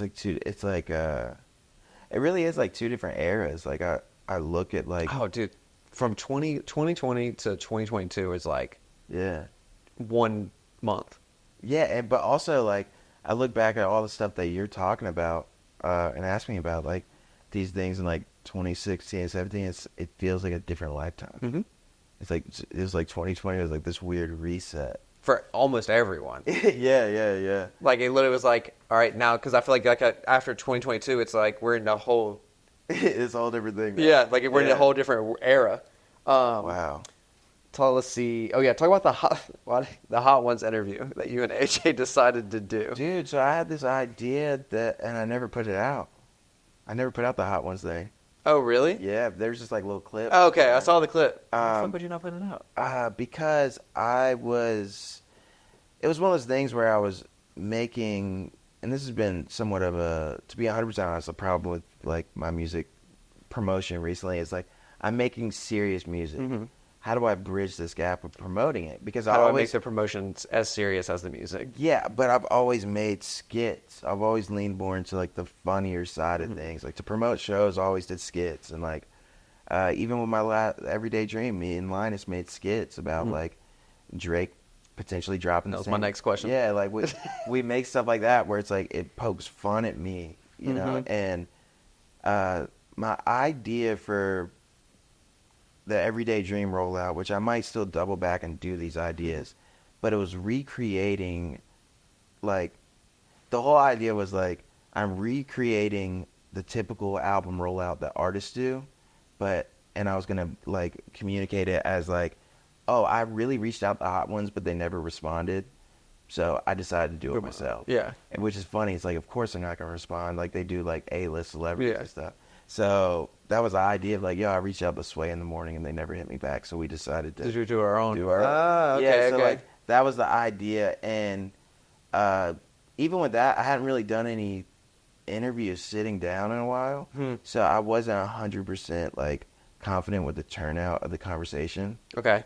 But I still think it's possible to go like, dude, these type of questions would work so well with it. For sure. I mean, they go very hand in hand. Yeah. I think these are a little more in-depth than the Hot Ones tries to do. Yeah. Because I feel like at the end of the day, like the Hot Ones, they know their interviewee is like suffering. So it's like, how do I get them quick? Because usually by like wing 6 or 7, they're like, tell us about this Instagram photo. Because they're like... But we did all that kind of stuff, like explain what's going on in this photo. But also... I do believe it was a little tough for AJ as well because he's not the spicy guy either. So he's not like, the actual dude on Hot Ones. What's his name, Sean? Yeah, I mean, he does it. He does it all the time. So he's kind of like, he is suffering, but he's able to do it. Like, it's not his first time. AJ's also suffering while asking me the question. So it's a little like, but we always talked about how was that, just in general? It was fun, man. But I mean, dude, because what was y'all's last? What was the wing sauces? Dude, we did the same exact sauces. All 10? Yeah. Okay. Because fourth shift during the pandemic would play the piano on Instagram or Facebook Live and take donations because he didn't have a job. Like his thing is music. That's his music, yeah. And he would take donations, and for every donation, he would go up to a new wing and play the piano and sing at the same time. So he would do the Hot Ones wings while singing like what people request. Trying, yeah. And dude, he was really good at it. So he made all the wings and he had all the sauces already. So and he already knew how it all worked. Like he's like, this one's next. Just make sure you don't touch your eyes, like that. Kind of stuff. Yeah. And this is what we need. We need ice cream. We need milk. So dude, the last one's crazy. The last wing is, well, it's like the second to last. No, the Atom or whatever it is. The Atomic. Because we did a small version. We did like 5 different sets. And that one ruined me. The second to last wing, though, is supposedly the worst one. It's like, because the last wing actually has a good taste. The second to last wing doesn't have that kind of Well, taste. yeah, the Adam... Or the bomb. The bomb. Yeah. The bomb. The bomb, awful. Yeah. So it does not taste good. Yeah. It's just hot. And I just remember, like... Because I feel like it ruined the next wing for me. Yeah, like, I didn't even taste anything. Tunnel vision on AJ, just trying to concentrate on his question. Like, I feel like things around him were getting, like, slightly wavy. Oh, my brother was, like, dry heaving. Yeah, it wasn't that bad for us, but we were, like... Yeah, I remember one point during the Hot Ones thing, like, my eye was just twitching. And I think that's also another reason why I'm like... I was like, do you see my eye twitching right now? He's like, yeah. What the hell's going on? I'm like, this shit is spicy. So, like, but that's like, dude, that's low key a thing. Or there's people that go on there like they almost feel like they're high. Yeah. Because their body is just in absolute chaos. Yeah, It's a crazy thing. I might double back and try to do it. I think it'd be entertaining and put it out. Like, I just want to figure out the proper format to put these things out. Like, I mean, that's even this whole podcast thing. I mean, I've already tried the first time doing just audio, and it wasn't the same compared to even now. Like, a bunch of good ones. That's what I'm trying. Like, I want the good ones. Dude, you should drop them, like, once a week. That's what my goal would be. I'm sitting on it. Once we get this one, I'll have 4. Like, I'm sitting on it. That's a whole month of, like, drops. Yeah. So I'm trying to continue to... I'm trying to do every other week, and then as I continue, just keep adding that. Oh, shit. You're good. So where were we at? Because that battery died. That's how long we've been talking. Yeah. Hot Ones. Hot Ones, kind of running it back. Okay, cool. Yeah. So Drake announces he's dropping For the Dogs.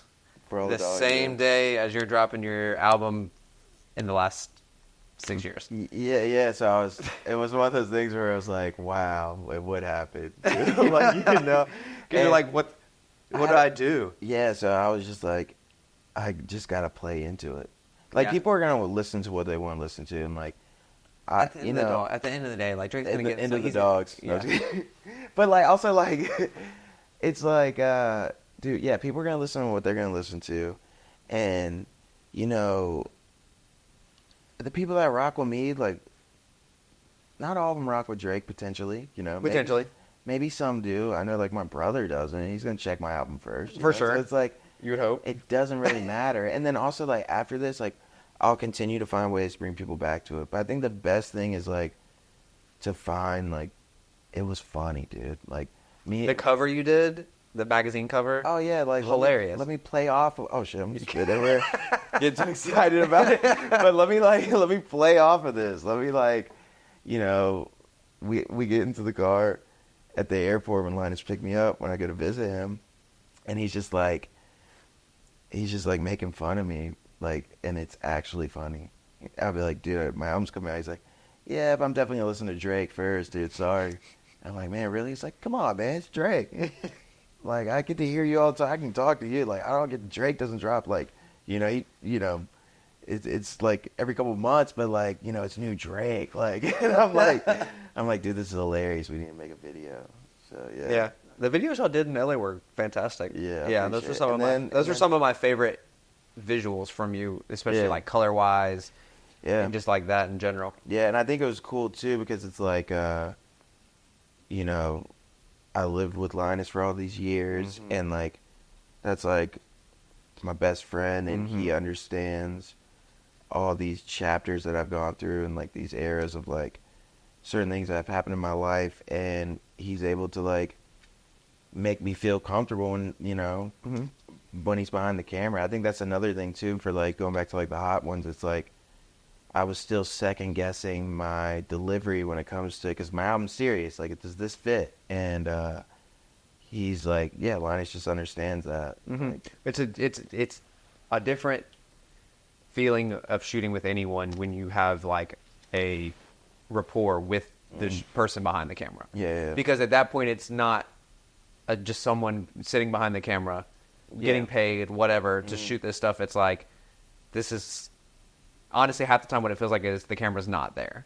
Yeah, and there's also just like there's a certain level of like investment that he had into it as well. As like he shot the cover and he just wants it to be good because it's still his too. Like it's still a part of his creativity as well as it is yours. And the cool thing is, like, all the stuff that he goes on to do as well, and he's still, like, his level of, like, passion and excitement for things that, you know, he's involved with that aren't necessarily, like, a Khalid level thing. He's still genuinely excited about the same amount of energy. Yeah. Either way, whether he's shooting Marshmallow, and that's Khalid, like, or shooting a personal project. yeah, like and it's just really cool, and to have somebody like as a friend, it's awesome, but also somebody who's like invested into like your next moves as an artist as well, and just wanting to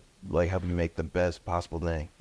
So, And that's tough to find in general for any artist. Yeah. I was listening to some of the HBK the other day, and I was like, a lot of people want to help, but a lot of people don't. There's not a lot of people who want to actually do the work. Yeah. Or who actually want to give you the time. There's tons of people who will be like, yeah, let me help you out. But I'm like, you'll probably get maybe a handful of people who are really going to be like, all right, what are we doing? Like, let's actually get to work on this. That's true. All right, so we're in 2024. We just dropped a new single. Yeah. This is first single since the album, Yeah. or since the album. Yeah. What are we doing now? Are we gearing up for an EP? I think I'm gonna just rock with singles for a little while. I feel like there's nothing wrong with it. Yeah, I think that's I'm trying not to put as much pressure on myself. Like, I think I just want to, drop singles and find ways to promote them that are unique, and I want to continue to bring people back to my album, whether that's like a deluxe version eventually where I add some new songs at the end, or like recreating the visuals, or adding alternate versions of songs. Like I got versions of some of the songs with like different instruments that are added that like take it to another level. And I might want to do stuff like that. I think just I wouldn't say I'm necessarily in my next era yet. Okay. I'm testing that sound, but I also want to get people to revisit what I just put out. Yeah. It's not one and done. Yeah. Like, it's still there, and I still want people to go back and listen to it. Yeah, but I do want to. I'm still actively trying to find that new thing. Like, what is the next thing? Yeah, where do you go after Everyday Dream? Yeah, because that was a lot of years of my life, like, thinking about that concept and making it what it was. So now it's like, okay, what is the next message? And I think living is important, like, just finding it while you're living life. Like, that's how Everyday Dream came about. Like, honestly, like, the beginning of it was more of like, oh, yo, pursue your dreams every day. Kind of corny.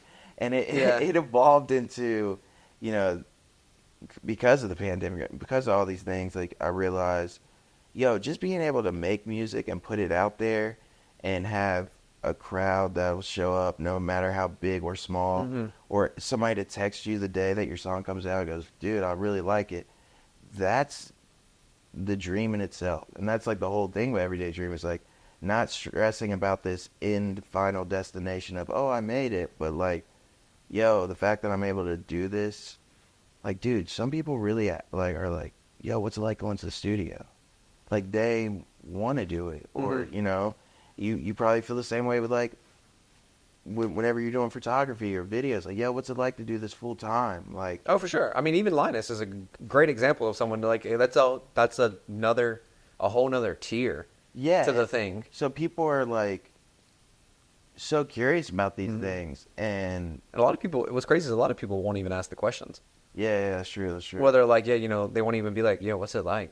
Yeah. Or even like Noah's was a good example. I feel like for him hitting you up and be like, yo, like, what'd you do here? Yeah, Noah's one of those guys too, where it's like he's just super nice. He's curious. He really wants to put on for everybody, and that's rare. It's rare to like find people like that. And he's just down to help. Like, I could hit him up about anything, and he'll probably be like, yo, there's a venue over here, like, if you need help. Oh, and he's getting back to you, like, yeah, within the hour. Yeah. If he's not at work. Exactly, yeah. And I feel like a lot of people locally are like that, too.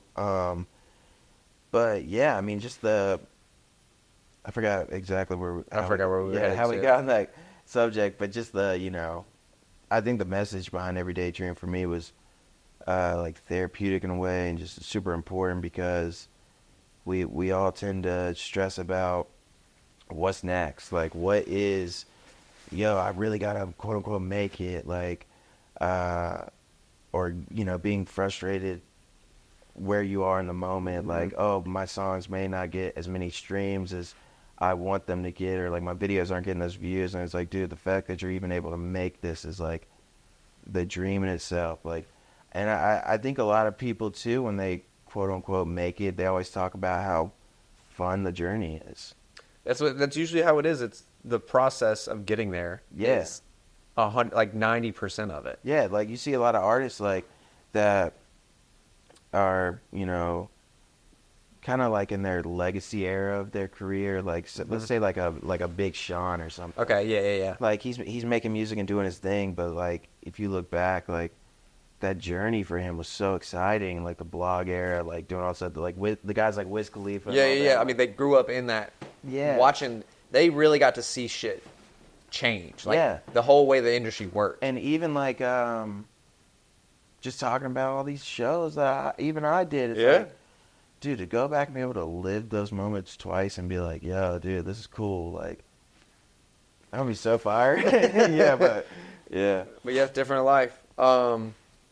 Anything else coming? Just more singles? Yeah, there's more singles. Just making music right now. Any shows? Opening for Asher Roth. That's right. Yeah. That's June 5th. June 5th is a Wednesday, right? Yeah. It's a Wednesday. Opening for Asher Roth with Tab 1. Alfred Banks, I believe. I think it's the other, yeah. I forget exactly where he's from. Definitely not North Carolina. Okay. But, he's going to be on it. Trying to get more shows. Yeah, just trying to like keep it just going. moving. I feel like right now it's Everyday Dream still. Just moving back to it. Just I'm definitely trying to brainstorm new ideas to bring people back to it, but yeah. I think that's it. Dude, that's it. What is that, 2 hours? Yeah, right about. Dude, hell yeah, I'm so excited about this. Yeah, right about 2 hours. Yeah. When we dropping? Dude, itching for it now.